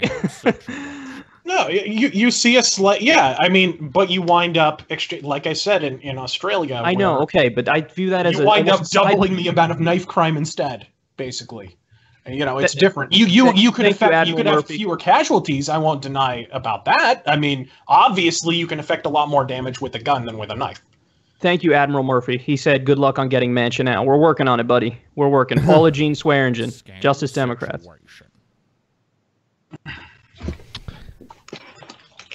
Laserfish equals cuckboy for the right. Also sad my Benpai hasn't said much this episode. Less than heart, you babe. Thank you. Is TJ taking a shit? He's either doing that or smoking a cigarette. Yeah, or smoking weed. Would he smoke weed in the middle of the show? Probably, right? He probably would. He probably would right in front of the camera, but cigarettes, he's got to go outside for that. So there's a good chance he's doing that. I don't know for sure. He could be pinching one off. Does that? I always get paranoid when I smoke weed. I wonder how that probably doesn't happen with TJ, right? You probably no. Pretty much none of us, like the regular hosts on this show, we pretty much are fine with it. Like I don't get paranoid at all because it's totally legal where I live, and I don't know. It doesn't affect me in that way. I guess there's certain strains that make you more mellow and some that make you more like edgy, I would say. All right, I was just taking a shit, smoking a cigarette, and some weed. Oh, you heard it. Okay. Yeah. I thought he was serious. I was listening on my phone. Yeah. But I actually did do two of those things. So. Yep. Which two I'll leave up to your imagination. Someone asked SmackDown or Raw earlier, and you guys were too busy arguing about gun. I like SmackDown more. I do. I don't know. I like Shinsuke Nakamura. I think his entrance is badass. Yeah, he's pretty awesome. If you could dump a body anywhere in the world, where would you put it? FYI, underneath Giant Stadium has already been taken. That's a really good question. Probably under your like basement, because you got to hide in plain sight. I always thought it was cool how the Trinity Killer and Dexter would hide them in the newly constructed houses, the foundations. Yeah. Hey, Kyle, you had to knock off like 2/3 of your gun homicides by removing suicides, but I'd like to know the figure on gun homicides that are in defense and how many of non-defensive homicides are performed by illegally obtained firearms. Yeah, unfortunately, I don't know the numbers on that, but just so this person knows, it's not like I admitted that up front. Like I said up front, it's like 10 or 11,000 homicides and 32,000 or 33,000 gun deaths. So it's not like I was like trying to say it's 32 or 33,000 homicides. That might be how they interpreted it, but then they weren't listening. Also, Kyle and Razor, who would top? Who would be on top if you guys had sex? No offense, Razor, but I don't even want to entertain that question. Oh well. Well, I don't know. You'd probably sit in the corner and sob while I nailed your girl. I don't know. Damn. Kyle, do you still defend that? That was asking because my home. That was almost to keep witty. The acrimony up. Do I still? Of course, I fucking defend my vote for Jill Stein. I live in New York. My vote didn't fucking matter, so of course I'm going to vote for the person who I agree with more. There you go. I voted for Jill too. Yeah, if I was in fucking Ohio or swing state, I wouldn't have voted for Jill. I did vote for Jill, and I voted in Ohio. So, yeah. That's funny that I used that example, not even knowing. What Razor is trying to get at with guns is you are trading in personal liberties for a statistically insignificant decrease in overall crime across the board, or just shifting murders to different weapons. Let me address that real quick, because this idea that, it's just personal liberty. Well, no, because everybody agrees there's a line somewhere when it comes to weapons. Everybody. So I'm sure Razor doesn't think that somebody should be able to have a fucking nuke or a chemical weapon or RPG or a fucking tank. So if he's not in favor of those things being easily bought, well, does that mean that he's against personal liberty? No, it just this person here wants to know if Switzerland's low homicide rate and their high gun ownership rate means that the gun problem is more of a culture problem rather than a gun problem. There's certainly an aspect of it that's a culture problem. But I think it's silly to deny the other part of it, which is definitely just the availability of the guns. It's a matter of degree and how much is in each thing. Opinions on news media influence and how we view both sides of the calamity that is the American party system. Shit show. Yeah. And the news media sucks. I already alluded to it. The corporate ownership has, look, I mean, up until recently, NBC News was owned by General Electric. We know they donate to both political parties. You know, look, these companies that are reporting the news are owned by corporations that have a vested interest in one person winning or another. Razorfist, someone wants to know if you think silencers should be banned. You know, I'm not big into suppressors personally, but, you know, whatever. They're not really silencers, first off. That's kind of a misnomer. They're suppressors. They still make a really loud noise. I'm not crazy about suppressors. Yeah, it's not like in the movies where it's definitely not done like a little whisper, like psst. Scam situation. Always good to see Kyle on the show. I agree. Thanks, Brunetto. Thank you. I like seeing either of these guys. Thank you, Brunetto. They're both and thank you, TJ.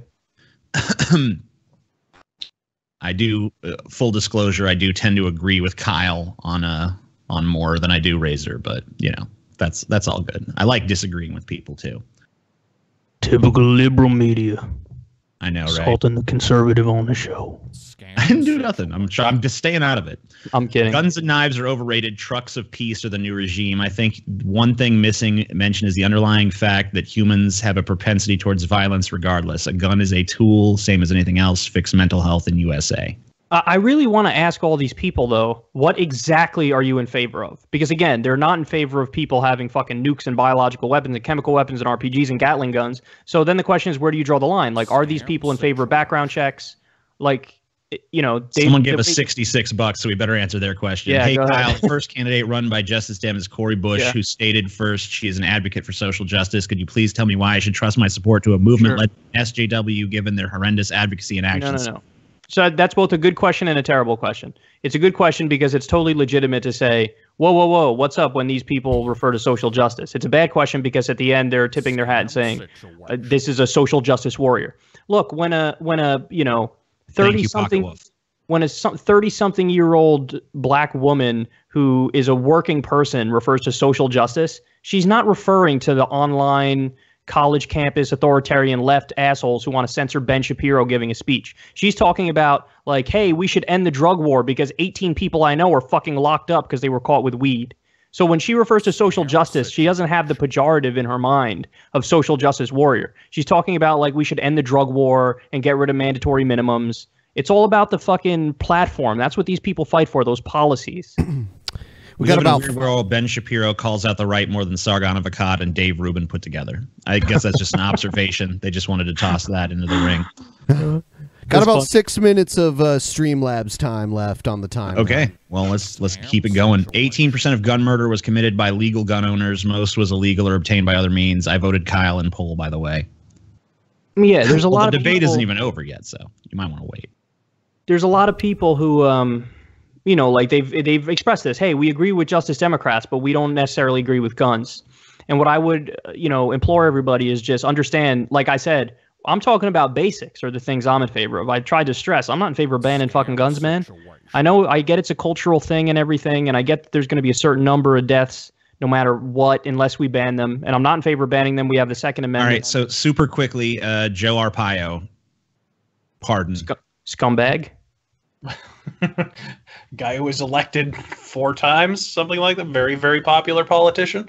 Dude, he's a criminal. He was convicted. He was convicted of misdemeanor contempt of a court ruling that was later overruled by the Supreme Court. And also, the investigation into him said that it was the most egregious, obvious case of textbook discrimination. The investigation never turned in its final result and still hasn't. So hold on. Even after wasting hundreds of millions of your tax dollars. I said quickly.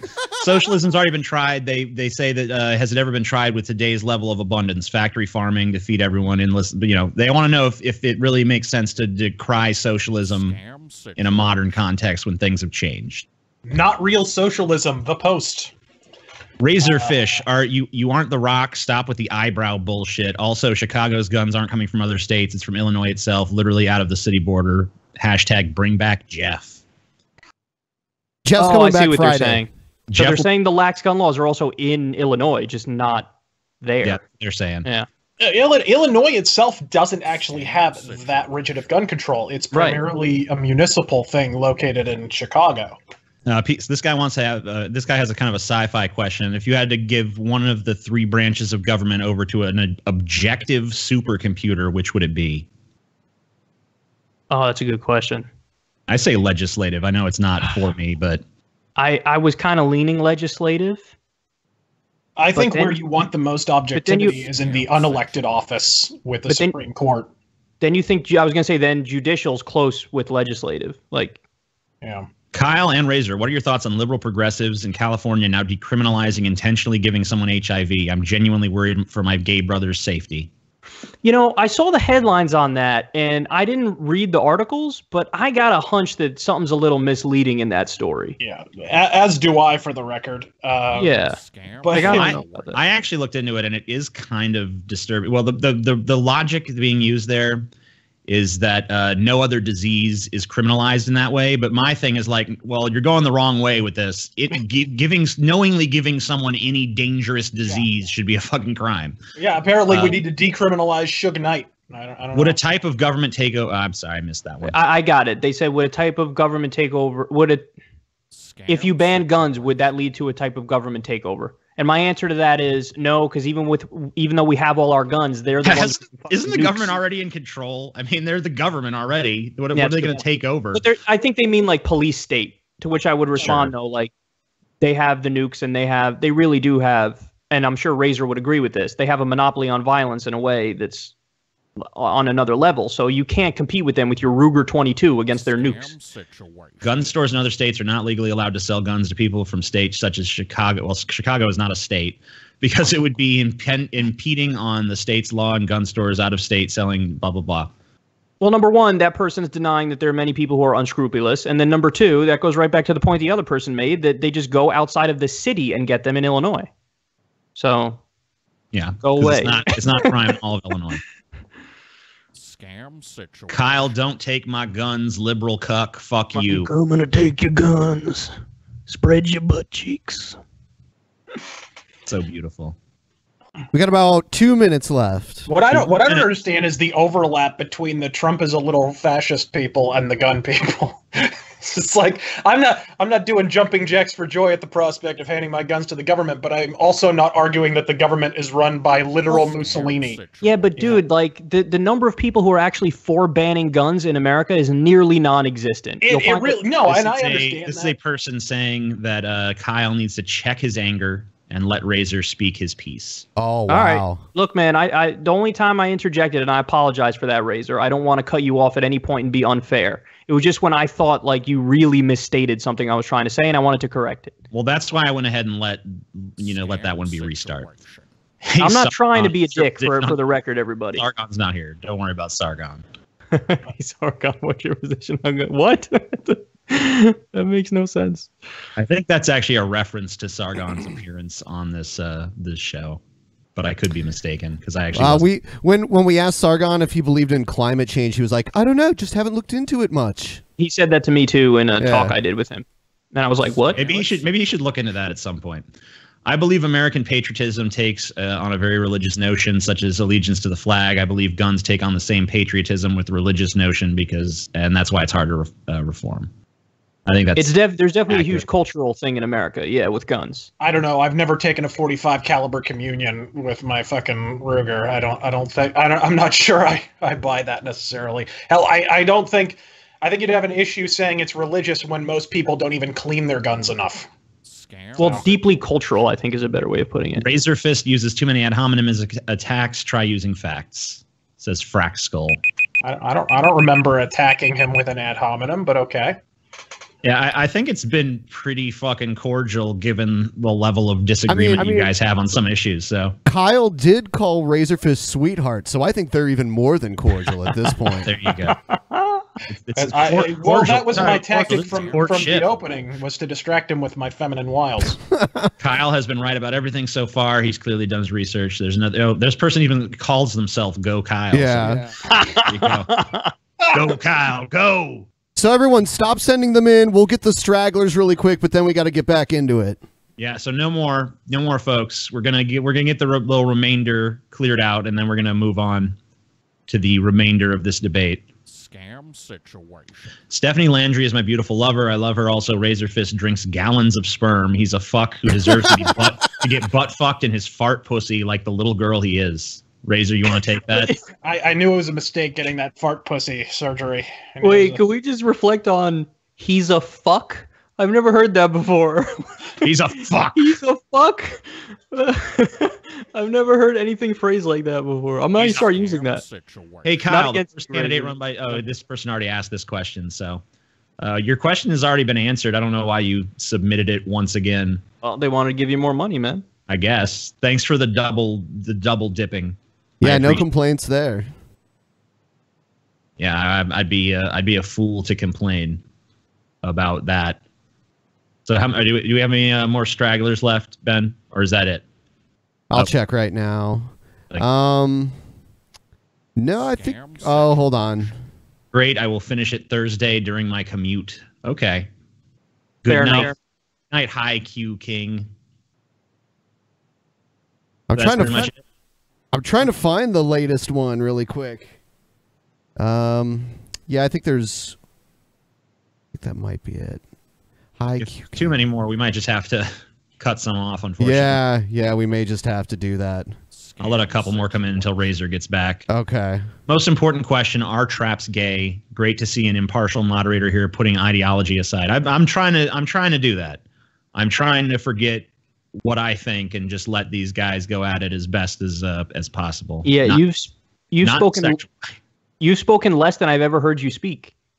That's true. Sometimes it's painful. Like there have been some times where I'm like, I'm gonna jump in. No, I'm not gonna do it. I'm not gonna do it. Scam. Yeah, because I know. I'll even tell you the thing that fucking really did it for me is when Razor was like talking about, if people on the ground had guns at the Las Vegas thing, maybe I was like, that dude was in a hotel. It was filled with people. You really want people opening fire on the hotel? That doesn't make any fucking sense. What is this person talking about? But you make many somebody saying I make disingenuous arguments, and they bring up the judicial branch. I didn't say anything about the judicial branch other than Gorsuch is conservative. That's all right. This is going to be the last one we're going to let come through. Yeah, because there's like at least 20 of them. Yeah, sorry guys. Yeah. Hey, Razorfist, how can you call yourself socially liberal and a libertarian when you disagree with freedom of movement? I have no idea what you mean. What do you mean? I think they might be talking about immigration, which is a good segue into our immigration segment here. That is what they mean. So go ahead and turn those off, Ben. We're going to go ahead and get on with this debate here. We have this is a very big issue. It's been a big issue for the last year or so, ever since Trump made it a big issue on his campaign trail. I would say the key issue of the Trump campaign, really. And this one's going to Razor first. Should the wall be built, and how do you assess the issue of immigration in America? I was going to limit that just to Mexican and South American immigration, but you can just talk about immigration in general, including the refugee and the Muslim ban or whatever you want to get into pertaining to that issue.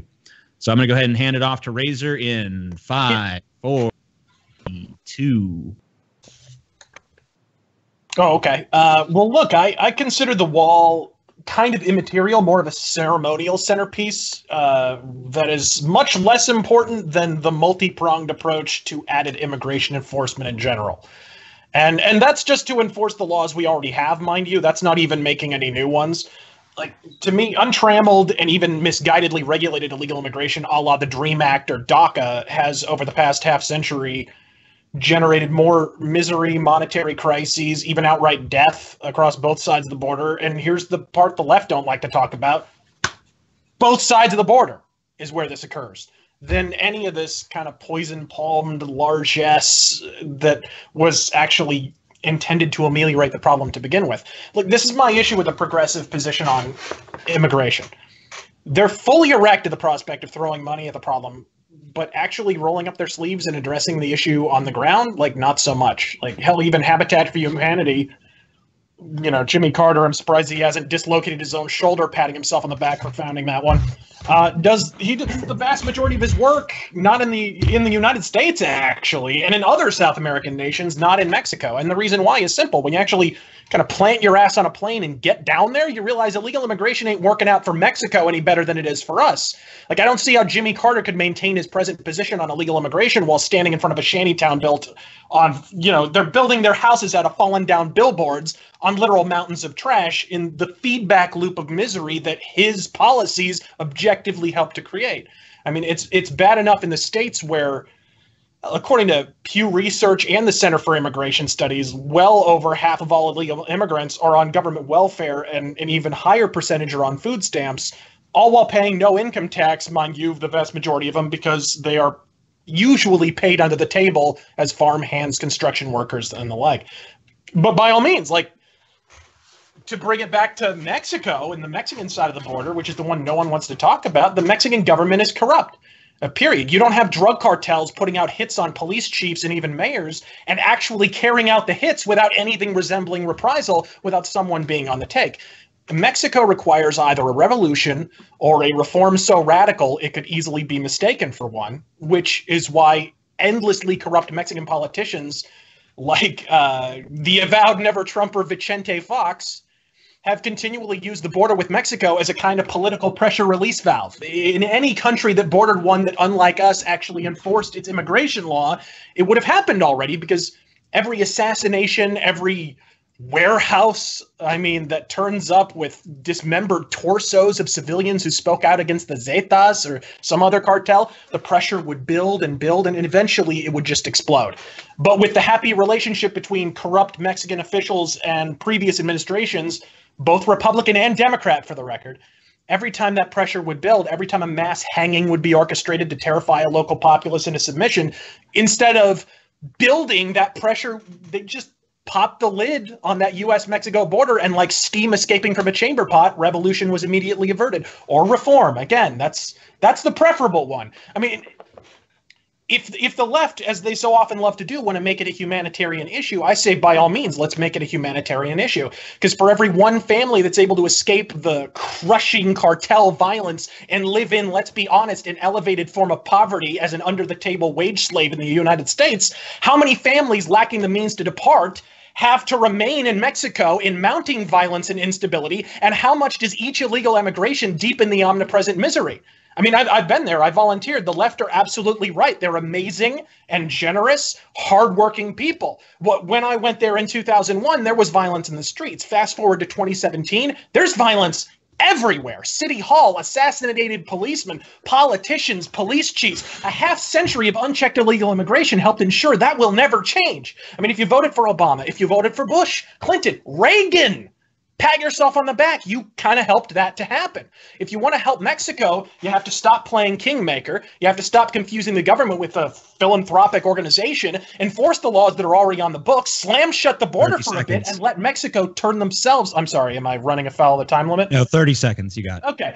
And you kind of have to let Mexico turn themselves into the great nation their surfeit of natural gas, mining, and farming reserves should have allowed them to be a long time ago if they hadn't been slave to the will of tin horn robber barons. So, sorry, I'll wrap it up on that one.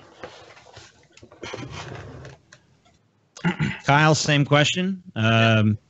It's about the wall. It's about immigration. You can continue on just the Mexican and South American immigration, or you can bring in the other immigration issues that are sort of paramount right now as well, if you wish. Sure. Okay. So first of all, I think it sounds like you have more of an issue with the drug war than anything else, but we can put that aside and talk about that later when I'm done with my spiel here. And if that indeed is the case, then we have a lot more agreement than disagreement. But I might surprise everybody a little bit here, except maybe TJ, because I think I said this to you one of the times I was on DP the last time, maybe 2 times ago or something. On the issue of the wall, I am just massively indifferent because it is just symbolic bullshit. That's all it is. It's not going to make anything safer. It's not going to make anything less safe. It's just a wall. It's just the same as a fucking fence between you and your neighbor. That's all it is. So I do find it a little silly when people on the left act like it's such an egregious thing, but I also find it silly when people on the right act like it is, it's an important thing that's really going to make a difference. So, I'm just utterly indifferent towards it. If I'm president, I wouldn't actively, I wouldn't build it, but I wouldn't care if it was built. It's just whatever. But okay, anyway, that's the wall. To the broader question of immigration, this is one where I'm not totally agnostic. On the question of immigration, there are a lot of inconvenient facts that I think the right likes to pretty much ignore. So this is an article from The Hill from last year. They said, quote, immigrants commit crimes and are incarcerated at a much lower rate than U.S. citizens, according to two separate studies released this week. A study by the Sentencing Project, a criminal justice research and advocacy group, found that foreign-born residents of the United States commit crime less often than native-born citizens. And then there was another study by the Libertarian Cato Institute, which compares incarceration rates by migratory status, ethnicity, and gender. And they say, quote, all immigrants are less likely to be incarcerated than natives relative to their shares of the population. Among people age 18 to 54, 1.53% of natives are incarcerated, as are 0.85% of undocumented immigrants and 0.47% of documented immigrants, according to the Cato study of comparative incarceration rates. So that's point number one, is that they actually commit less crime. Now, the Pew Research Center in 2014 also found the following, quote, more Mexicans are leaving than coming to the U.S. So there's a net loss of 140,000 immigrants coming from Mexico and South America, a loss of 140,000 from 2009 to 2014. Now, I admittedly don't know the updated statistics on that. I haven't seen any articles on that. But for 2009 to 2014, a net loss of 140,000. And then two other quick facts. I don't know how much more time I have, but I'll try to make it brief. 2 minutes. Okay, then I got plenty of time. PolitiFact found the following, quote, undocumented immigrants pay $12 billion of taxes every single year in state and local taxes. And then CNN Money, quote, undocumented immigrants do not qualify for welfare, food stamps, Medicaid, and most other public benefits. Most of these programs require proof of legal immigration status, and under the 1996 welfare law, even legal immigrants cannot receive these benefits until they have been in the United States for more than 5 years. So my main contention is this. Most of the people flipping out about immigrants that comes from the right, basically what happened is they're chumps. And they've fallen for the oldest trick in the book. What elites do is they scapegoat immigrants for your problems so that you don't blame elites. It's getting people who are on the middle of the economic ladder to look at the people below them on the economic ladder and blame them for all their problems. And that's my contention, is that it's basically a total red herring by elites to try to make middle-class people think the people they really hate are poor immigrants and not them. And that's it. All right, I'm going to open it up for some free-form discussion there. Razor, you go ahead and start. Well, at the end of the day, crime is really immaterial. Like, I've never really argued, and I don't really fall down on the side of the argument of, oh, they're coming here to murder everyone. Yeah, you'll have the odd outlier where it's, oh, this guy kills this guy. But usually you're talking about somebody who is an illegal immigrant in the sense that it's like a cartel operative who jumped the border and obviously had to illegally and what. And to me, I concede the left's point that those are outliers, right? To me, crime is not the operative issue. The issue is the caustic effect on our neighborhoods, the caustic effect. I mean, you cannot go to border towns, San Antonio. You can't go to Tucson, South Tucson, even South Phoenix. Phoenix isn't even a border town. You know, we're several hours north of the border, and even there, the closer you get to the border, the worse it gets. And it is kind of it comes with the low economic circumstances that a lot of illegal aliens come from. And of course, that trickles down into everything, and you wind up paying for that one way or another. I would also add, citing that article about, well, illegal aliens don't qualify for welfare. Well, yes, of course they don't, until they steal someone's identity. Do you think it's coincidental that the higher illegal aliens and illegal immigration spikes, identity theft also goes up? They steal other people's social security numbers. It happens all the time. But I think it's an absolute minute, tiny drop in the bucket compared to any other problem we would point to. No, just look at the case with Target a few years ago. The woman who was skimming credit cards at Target, this was a big story. It stole a bunch of people's financial information. Woman turned out to be an illegal alien who was selling people's information to other illegal aliens. It was part of an identity theft ring. So illegal immigration and identity theft they are forever linked. That is there's clearly a connection there. And yeah, but don't you think even like what percentage though? Identity, or they won't even steal someone's social security number. Sometimes they'll just pluck it from thin air. Like I had a friend who had a social security number. I won't reveal it, obviously, but it was really like easy to pluck from. What was that air. number again? I know, right? It was really easy to like just think of it, you know, like pluck a number from thin air and it would be that number. And they had like something like 25, 30 different people, all illegal immigrants.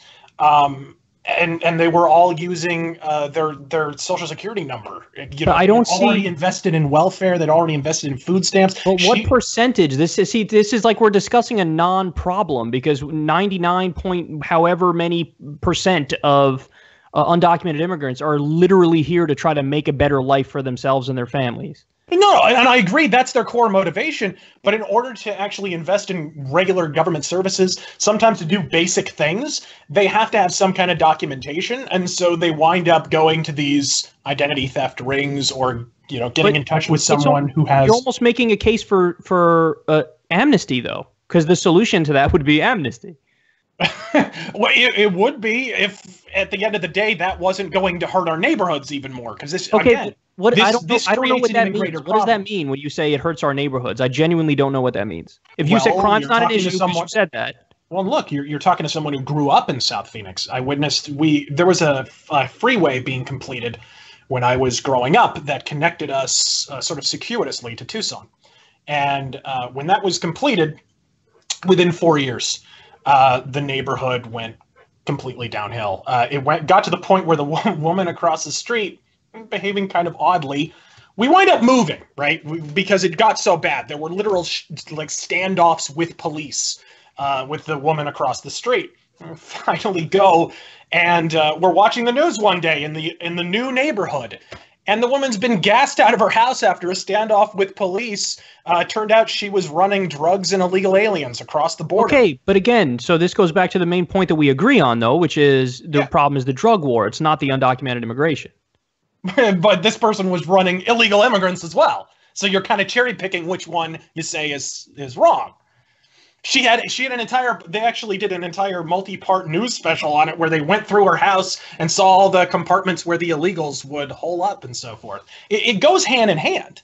You have to understand, like illegal immigration, I mean, a lot of these people are actually brought in by people who are in some way connected with cartels. Coyotes a lot of times have connections with cartels. But when you say like the quality of your neighborhood goes down, if you also admit, as you did, that crime is a relatively tiny issue, then I don't see how you can make the connection between the illegal immigration or undocumented immigration and your neighborhood going to shit. You see what I'm saying? Absolutely. If you admit the first thing, I don't know how the second thing logically follows. Crime's not that big of an issue. Simple. Simple. Property values, you would agree, are affected by school performance?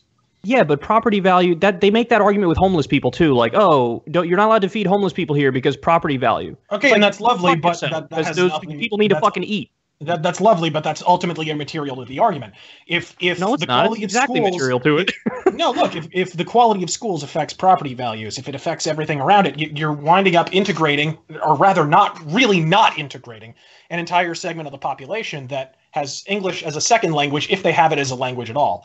Like, look, immigration was intended originally to have peaks and valleys. If we rendered like legal immigration levels as an audiograph over the years, the most productive generations, you know, the Industrial Revolution, World War II and the like, they'd be represented by brief spikes followed by a lull. And then a few years later, they'd allow another spike, then another lull.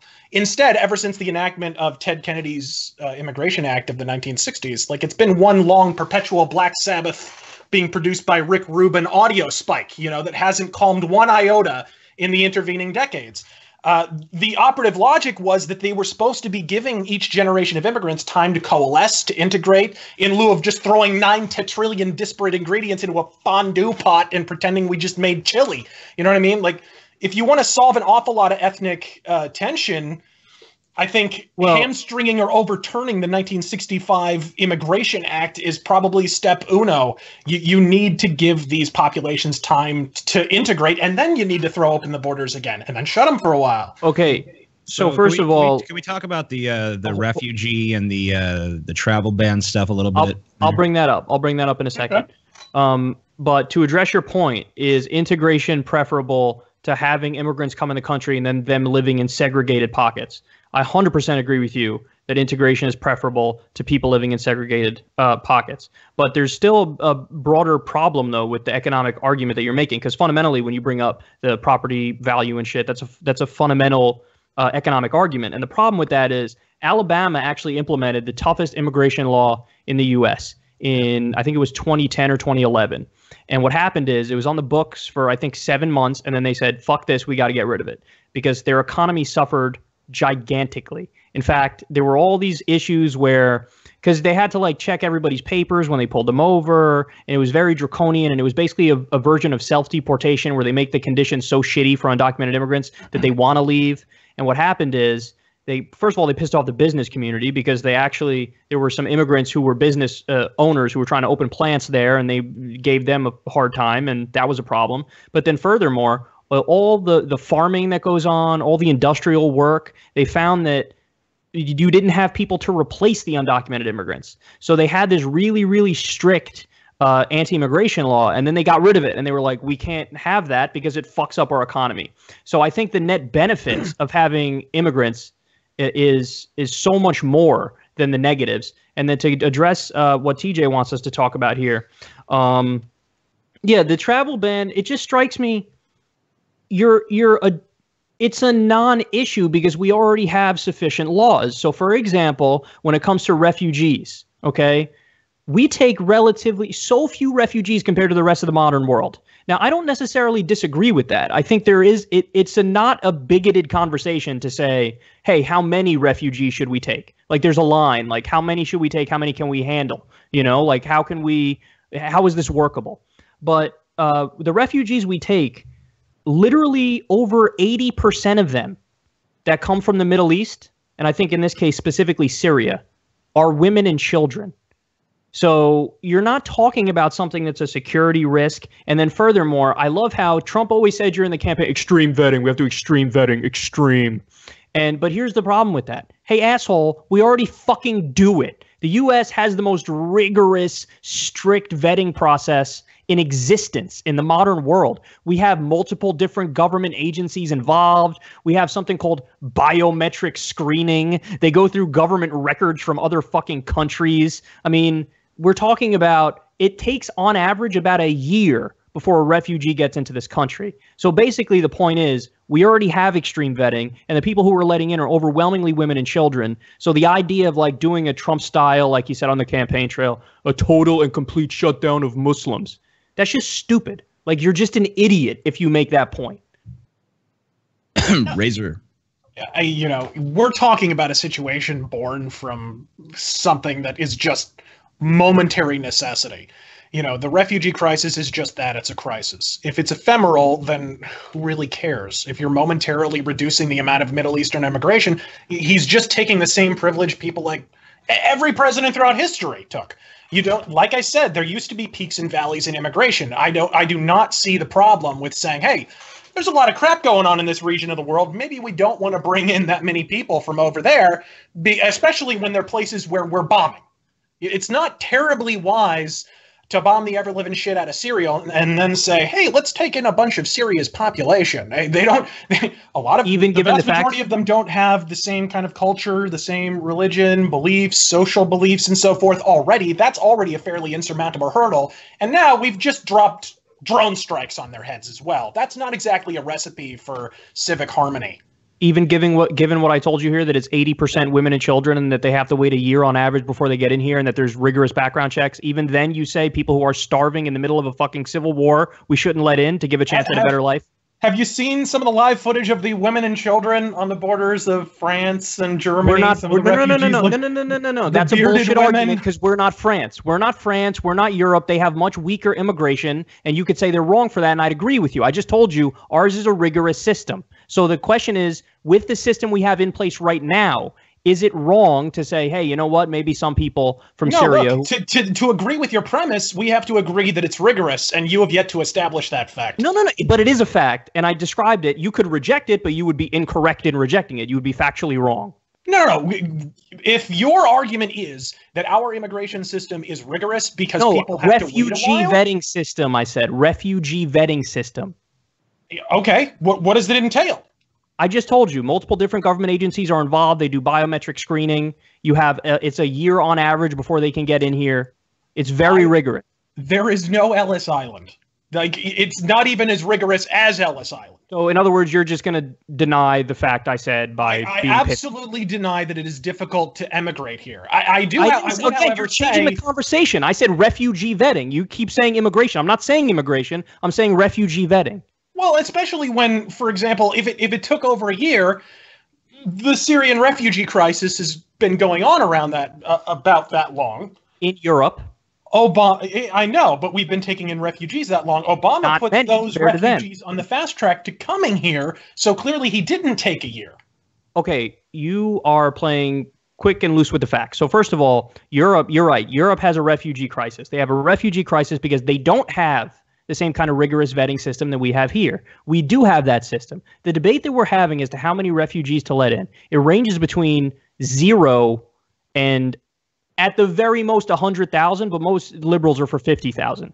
Okay, places like Germany have taken in millions, bitch. So with you, 50,000 fucking highly vetted women and children, that's stupid. That's an idiotic. Highly vetted, bearded women and children. You're absolutely correct. Again, you're making that up. You're totally making that up. Yeah, no, and I'm making up all the camera footage of the refugees with beards that are clearly pretending to be women and children. I'm absolutely, and I'm sure Obama was really impelled to vet those refugees when he didn't even take the year you claimed that he took.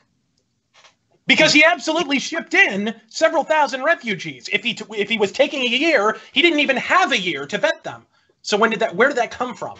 Dude, what are you babbling about? Listen, that's the law. The refugee vetting process, it takes about a year on average. And if you don't believe me, TJ, give me a fact check, because I guarantee you that's the case. I've covered the article 13 fucking times in 13 different segments. So if your strategy is to sit there and deny the objective reality of the situation of our refugee vetting process, then you are losing probably even in your own mind, even though you won't admit it.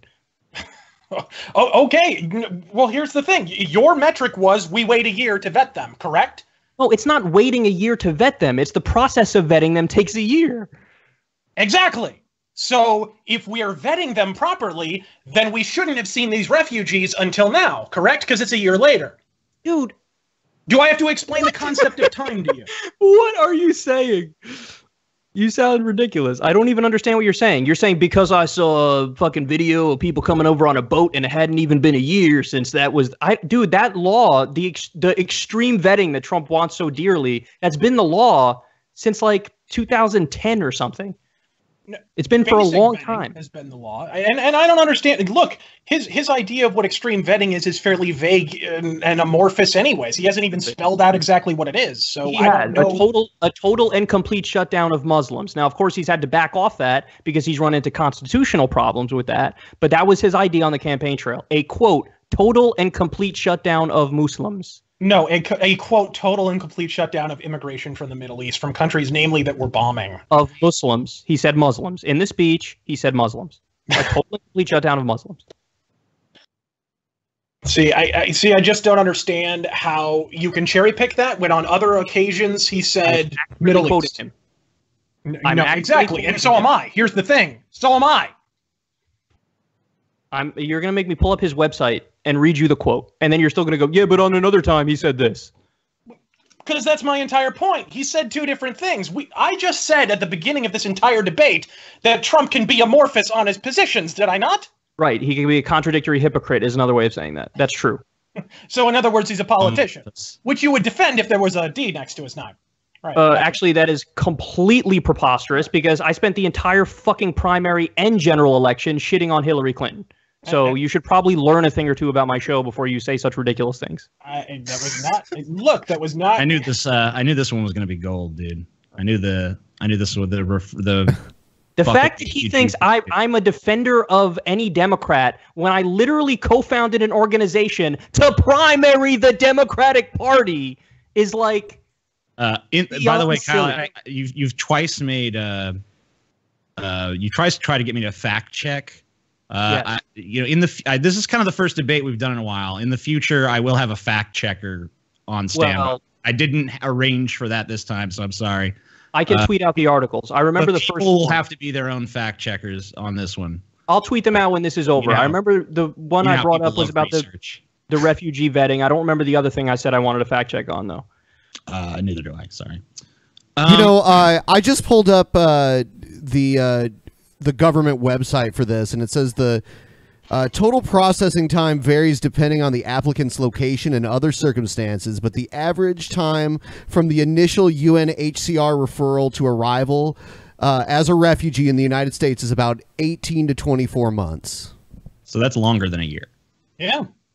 Oops. All right, so we're going to move on.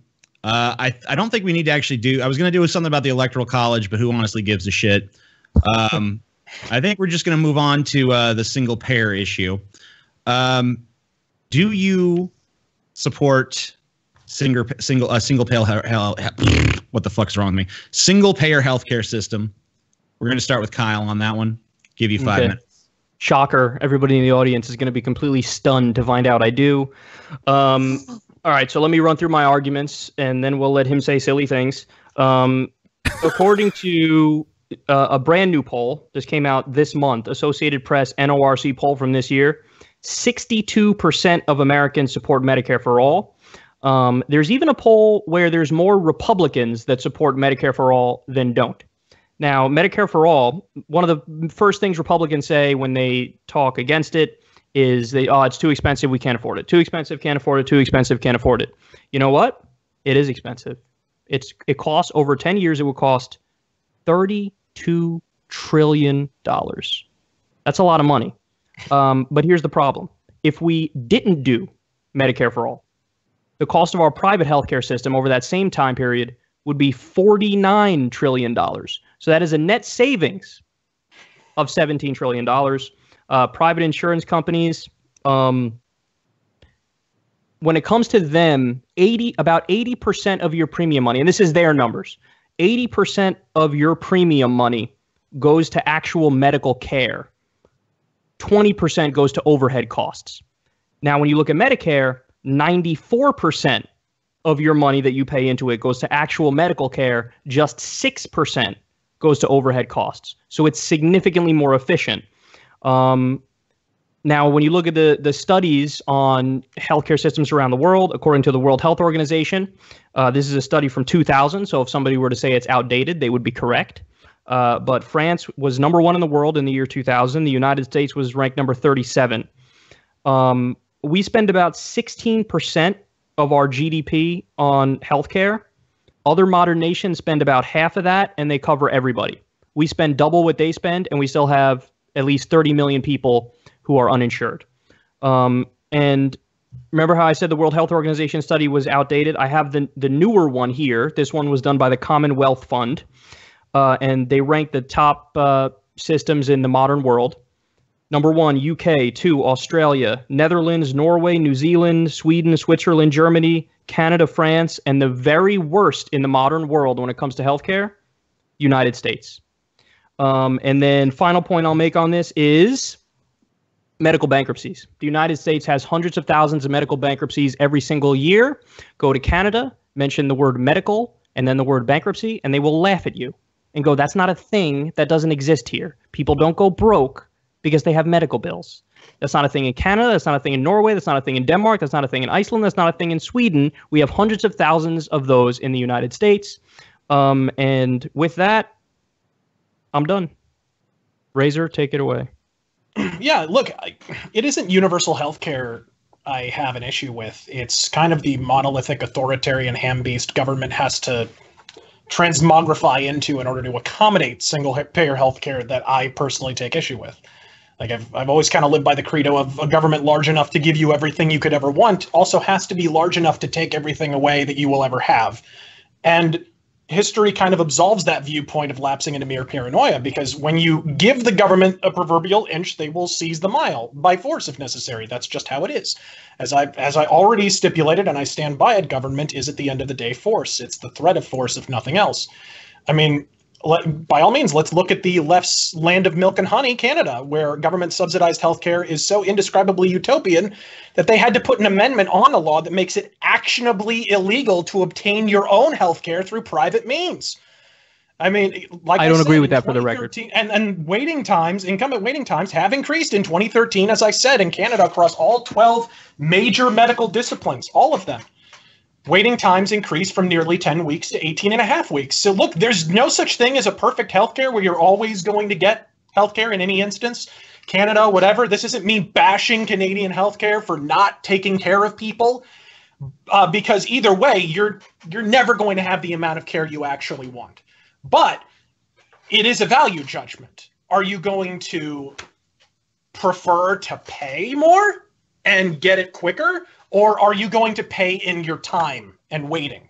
That's really what it comes down to. Like I laugh until I collapse a fucking lung when the left say we need single-payer socialized medicine. Like, not to disseminate the meaning of life or anything, but we already have single-payer socialized medicine. It's called the Veterans Administration, and hey, how's that been working out lately? How many grandpa corpses did we stack up this week? It's like, ranked better than a quasi-socialist president couldn't handle a laughably minuscule microcosm of single-payer socialized medicine. Meanwhile, the Bernie bros want to unfurl that clusterfuck nationwide. Good goddamn luck with all that.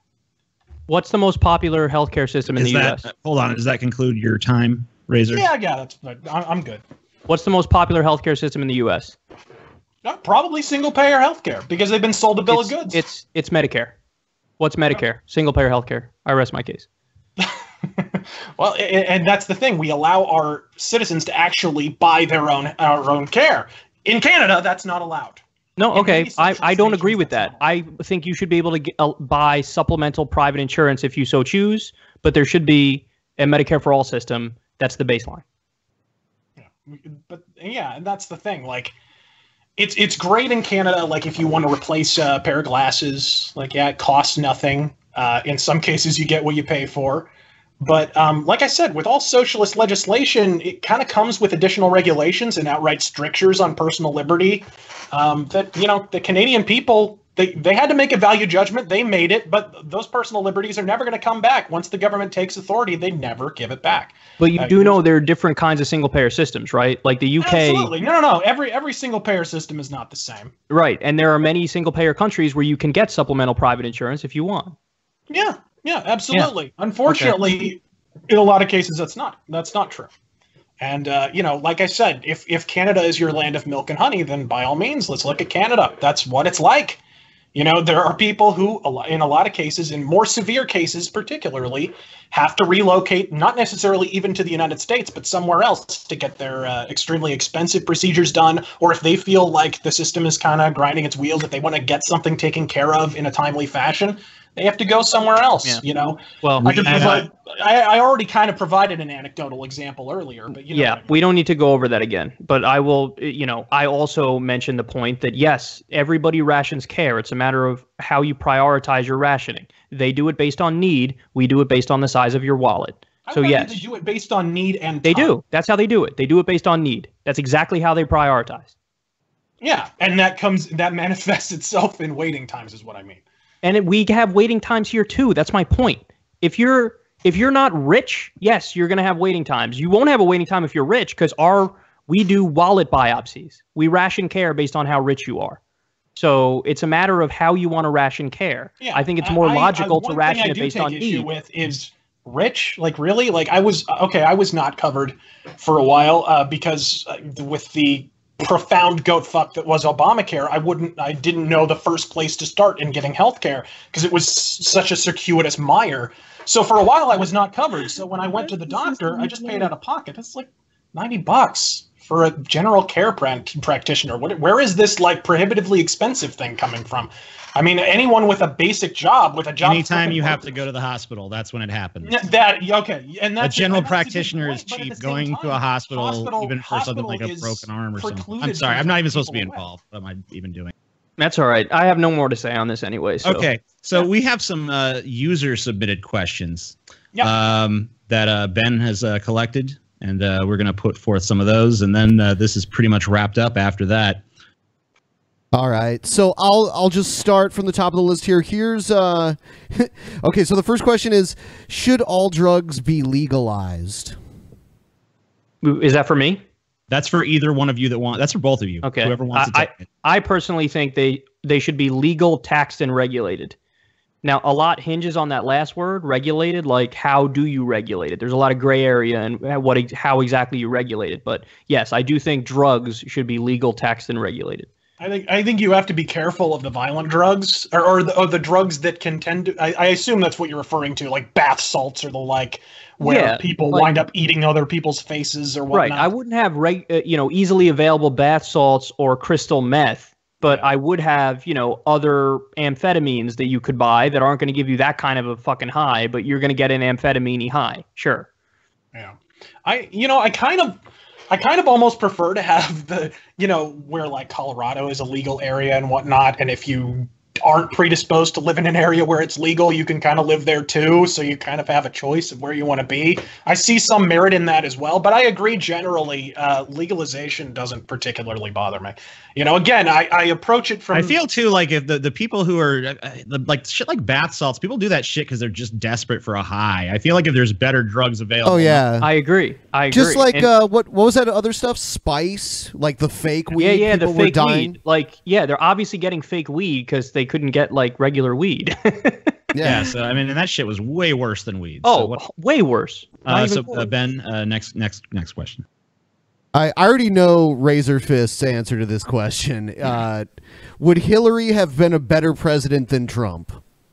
No, absolutely not. I think many people on the left would even say absolutely not. It's, Trump may have subverted, even if you make the argument and do so successfully, which I don't believe Kyle did, that Trump has subverted his original principles. Hillary laid it right out that she was not going to have any to begin with. You don't think I did? It really is a question of if you wanted someone to. At least there's turnover in Trump's cabinet. If you are arguing that Trump's cabinet are a bunch of corrupt Goldman Sachs whores, then okay, that's fine. But a lot of them have also been fired. So not the Goldman Sachs. I don't think they would have been fired in the Hillary situation. I also think a lot of the revelations that we found out about government corruption, particularly as it pertains to the DNC afterward, I don't think we would have heard word one about that if she had become president. There's a lot of things. That was exposed before. That was exposed beforehand. That was exposed right after the primaries. So, Kyle, I want to kind of take you back to the original question, actually, because I know you've been a pretty staunch critic of Hillary. Do you think she'd actually be doing a better job right now? Yes, I do. I think she would be for a few reasons. Number one, she wouldn't be getting us out of the Iran deal. So the Iran deal, yes, it makes it much more likely that Iran is not going to get a nuclear weapon. And if you get rid of that, then you're escalating tensions with Iran. I don't think Hillary would have been nearly as bad. What if we didn't get that? What if we didn't get that, but we got the fucking the no-fly zone in fucking Syria or something? And but that's the thing. So Trump bombed the Syrian government. He bombed an airport with fighter jets that was a Syrian government. So he's been just as hawkish, if not more so. Like, I don't think Hillary would have been this hawkish on fucking North Korea, where Trump is like tweeting that he's gonna fucking attack him any minute. Where he's like, only one thing will work. Only one thing will work. Okay, I don't care how much blind frothing rage you have when you hear the name Trump.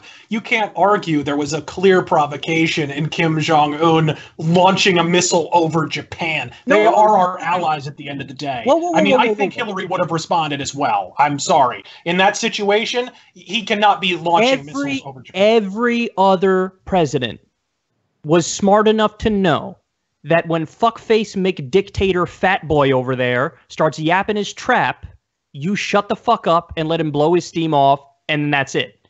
But what does Trump do? He starts responding, and he goes on Twitter, and he says, only one thing will work. The other presidents failed. Only one thing will work. They've been flying jets right at the North Korean border, fighter jets, in a provocative move in their own respect. Yep. So this is what happens when you have two giant ego idiots who are puffing their chest out. Is you're on the verge of war. It's so bad. You're laughing. It's so fucking bad right now that the people in the administration are telling people, listen, if you have assets in South Korea, get them out. because this is different this time. Yes, because South Korea are taking an aggressive... That's the thing that you're conveniently not mentioning. Trump can chest beat on Twitter all day. He couldn't be 1/15th as hawkish as South Korea are right now on the subject of North Korea. The real danger here is not Trump invading North Korea. The real danger is South Korea invading North Korea, and you should be honest about that and admit it. Oh, I should be honest about that. By the way, Trump is such a thunder dunce that he backed North Korea off of Guam. Did you give him any credit for that one? No, I didn't give him credit for that because he created the crisis in the fucking first place. Oh, really? The same with JFK. The same with JFK. JFK causes the fucking Cuban Missile Crisis and then takes credit when we don't get into a nuclear war. Like, no fuckface. No, you know what? I'm not going to give you credit for creating the problem in the first place. Fair enough comparison, but I would argue, like, what would you say was the aggressive move that impelled North Korea to move on Guam? From Trump, I mean, because it appears that what had been happening is that South Korea was ramping up its rhetoric, not Trump prior to that. Donald Trump, from day one when he got elected, has been hawkish on North Korea. All he's done is hawkish rhetoric. All he's done is pack his administration full of neocon hawks. He hardly ever talked about North Korea on the campaign trail. I literally can't remember. Right, that's right. He may have. He probably did. Which is exactly the point. The point is, and TJ would mention this because he noticed it too, that Trump was a lot more non-interventionist when he was campaigning and he was trying to be populist because he knew it would fucking work to get him elected. And then now that he's elected, he's the establishment's bitch boy, and he's increased in Syria, he's increased in Afghanistan, he's increased in Iraq, he's increased drone strikes 432%, he's tanking the Iran deal, he's giving Saudi Arabia $110 billion worth of weapons when they're a fucking jihadist state, and now we're on the brink of war with North Korea. So the answer to the question is yes, he's worse than Hillary, because Hillary, though she would have been bad, and I have no doubt that she would also be packing her administration full of Wall Street bitches. But I do think that on some of these key issues, and also the Paris Climate Agreement, she wouldn't have pulled out of that. So yes, even though Hillary would have been horrible, I don't think it's hard to be. I'm sorry to cut it off here, but we have a few more questions. Razor, I'll give you first dibs on this next issue. Okay. Do you think Bernie Sanders would have beaten Trump in a general election?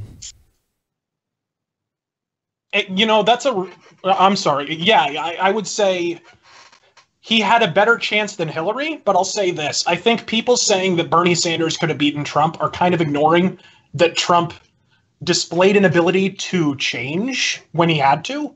So I think if conditions changed, he would have changed as well. So it's kind of an impossible hypothetical to answer. Because he did show, like, look, there were various times Trump would make a pivot to sound more presidential. Other times, you know, like after the tape was dropped, then the gloves were off. And suddenly he went back to being more, you know, more aggressive, hitting Hillary harder. So I think he would have adapted. He clearly showed a capacity to adapt his tone to whoever he was up against. He did it during the primary. He did it during the general. So I think he'd be about on even footing personally. I think people kind of exaggerate Bernie's chances. I will give Trump that he was an excellent character assassin. I did love watching him rise through the Republican primaries. It was very entertaining. Kyle, same question. Yes, 100%. I see. In fact, there was a study that came out after the election where they asked people in the Rust Belt. The Rust Belt is why Trump won. Like, everything else is just background noise. The Rust Belt is why Trump won. Hillary won the popular vote by like 2 or 3 million votes or some shit, but it's totally irrelevant because Trump got the votes that he needed in Michigan, like right in that fucking Rust Belt. And the problem is, in those areas, they were all places that were devastated by NAFTA and all the trade deals that outsourced all the fucking jobs, and dumbass Hillary with her shitty fucking platitudes and her identity politics and her stronger together, break down the barriers, her candidacy, which was about nothing but Hillary fucking Clinton and saying it's my turn to be elected. She was so clueless as to the populist rage in the country and the anti-establishment rage in the country. I mean, she ran on, I will continue what's happening now. And so when Trump... Well, and it's hard to distance yourself from... Hold on. Oh, I'm sorry. I was just going to add to your thing, not rebut you. But like, it's hard for her to distance herself from NAFTA when she's married to the guy who made it, who signed it. I mean, of course, yes. But the point is, Bernie Sanders, his entire career was a zillion% against all the outsourcing, was 1,000,000% with working class people. His record is so strong on that. He knows as much as anybody has ever known about economic policy. And what would have happened is he would have exposed Trump in the debates, because Trump is, like TJ said, he's great at like making shit personal and doing these zingers and like making people look silly. But when you're on stage with a dude who's 1,000 years old, he's got fucked up hair, he's got bad posture, and he talks like this. He's a silly character. That guy's so obsessed with policy and with the issues, and he's so populist that everybody would recognize, hey, that's the real populist, and Trump is a fake populist. And the study that I referenced, it's they asked people in those states, and the people in those states overwhelmingly like populist Democrats and would vote for populist Democrats over Republicans. The problem is Hillary wasn't a populist Democrat. So, I mean, he won some of those states by 10,000 votes, 50,000 votes. Bernie would have easily won those states. So it would have been... It's possible, but again, I think it depends on a hypothetical where Trump remains stationary tonally. And I don't think he would have. He showed that he was canny enough to adapt to whoever he was against, is what I'm saying. But he doesn't, but he could, he beats Hillary. I don't know if there's a card in that deck for Trump, though. He beats Hillary because Hillary was too tactical and too obsessed with how she looks. And he just goes out there like a fucking loose cannon and just fucking wreck shit. We're going to do one more question, and then we're going to wrap this up. Right on. All right. So what do you guys think about this new Russia controversy regarding groups in Russia causing like black activist groups to have you seen this? It was actually a story we covered. It's the dumbest thing I've ever seen in my life. So on the Russia thing, I'll let Razor get the last word, but let me just say real quick. On the Russia thing, it's gotten to the point where it is like literally comical, like comedy writers wrote it. The headlines are like, the most recent one is "Standing Rock activists were influenced by Russia," and black YouTubers, which by the way, the YouTubers they spoke about had 260 subscribers, but they did this big like bombshell. Black YouTubers were used by Russia, and the whole Russia thing, man, it's bullshit. In fact, the only Russia thing that has any merit to it is honestly what happened with Hillary Clinton and what happened with Barack Obama, and the fact that Hillary Clinton and Eric Holder, they signed off on the Uranium One deal, which gave Russia control of 20% of our uranium in the U.S. And they did that because Bill Clinton was getting a shitload of money for the Clinton Foundation from Russia. And they did that because it was corrupt dealings. In fact, the FBI knows that Russia was bribing people behind the scenes. So it's so funny because it really is the case that on this issue, it is complete and utter projection from the Democrats. Now, Trump is corrupt in 1,000 ways, and I can go over those in detail if you want. But on the issue of Russia, maybe, I don't know, but maybe he was involved in some money laundering for oligarchs or some shit, but it wasn't some Russian government shit with him. With Hillary and the Democrats, the corporate Democrats, it was the Russian government, and it was giving them control of 20% of the uranium. And every headline I've seen trying to connect the dots with Trump on Russia, I don't see it. Because he hasn't even delivered on anything for Russia. He increased sanctions. The idea was he's going to help them out. He increased sanctions on them. Yeah, and I don't think Razorfist is going to disagree with you on this one. No, I completely agree. And we were both pissed about Syria. Syria was a Russian ally. You know, he pissed off Russia almost right off the bat of his administration. Right. I just don't see it. I always thought it was a bit of a hard sell saying Trump was a Russian agent when you couldn't even find a picture of Vladimir Putin and Trump in the same room together until after he was already president. To me, that was a hard sell. Yeah. I never bought into the Russia thing. Okay, so that pretty much wraps up our debate. I want to thank both of our debaters for showing up. If either of you have any sort of parting words for the audience or want to talk about some way in which you perceived the conversation tonight, I'll give you a chance to do that if you wish. Yeah, I had fun. Thanks for doing it, Razor. Appreciate it. And if people want to find me, I'm at Kyle Kulinski on Twitter, and it's youtube.com/seculartalk. And that's pretty much it. I think your guys' links should both be in the description. They are. Yeah, they're down there. So, yeah, if you want to subscribe to either of our debaters here tonight, we have their links in the description. Razor, do you have anything you wanted to say? It was great meeting you, Kyle, and it was great being back on the show, guys. Thanks for having me. Yeah, thanks to everyone. Thank you. All right, good night, everybody. All right, good night.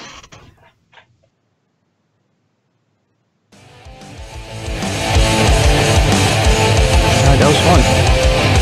I had a blast. All right, thanks, guys. I gotta get out of here. It's late here. It's like 12:30. All right, same here.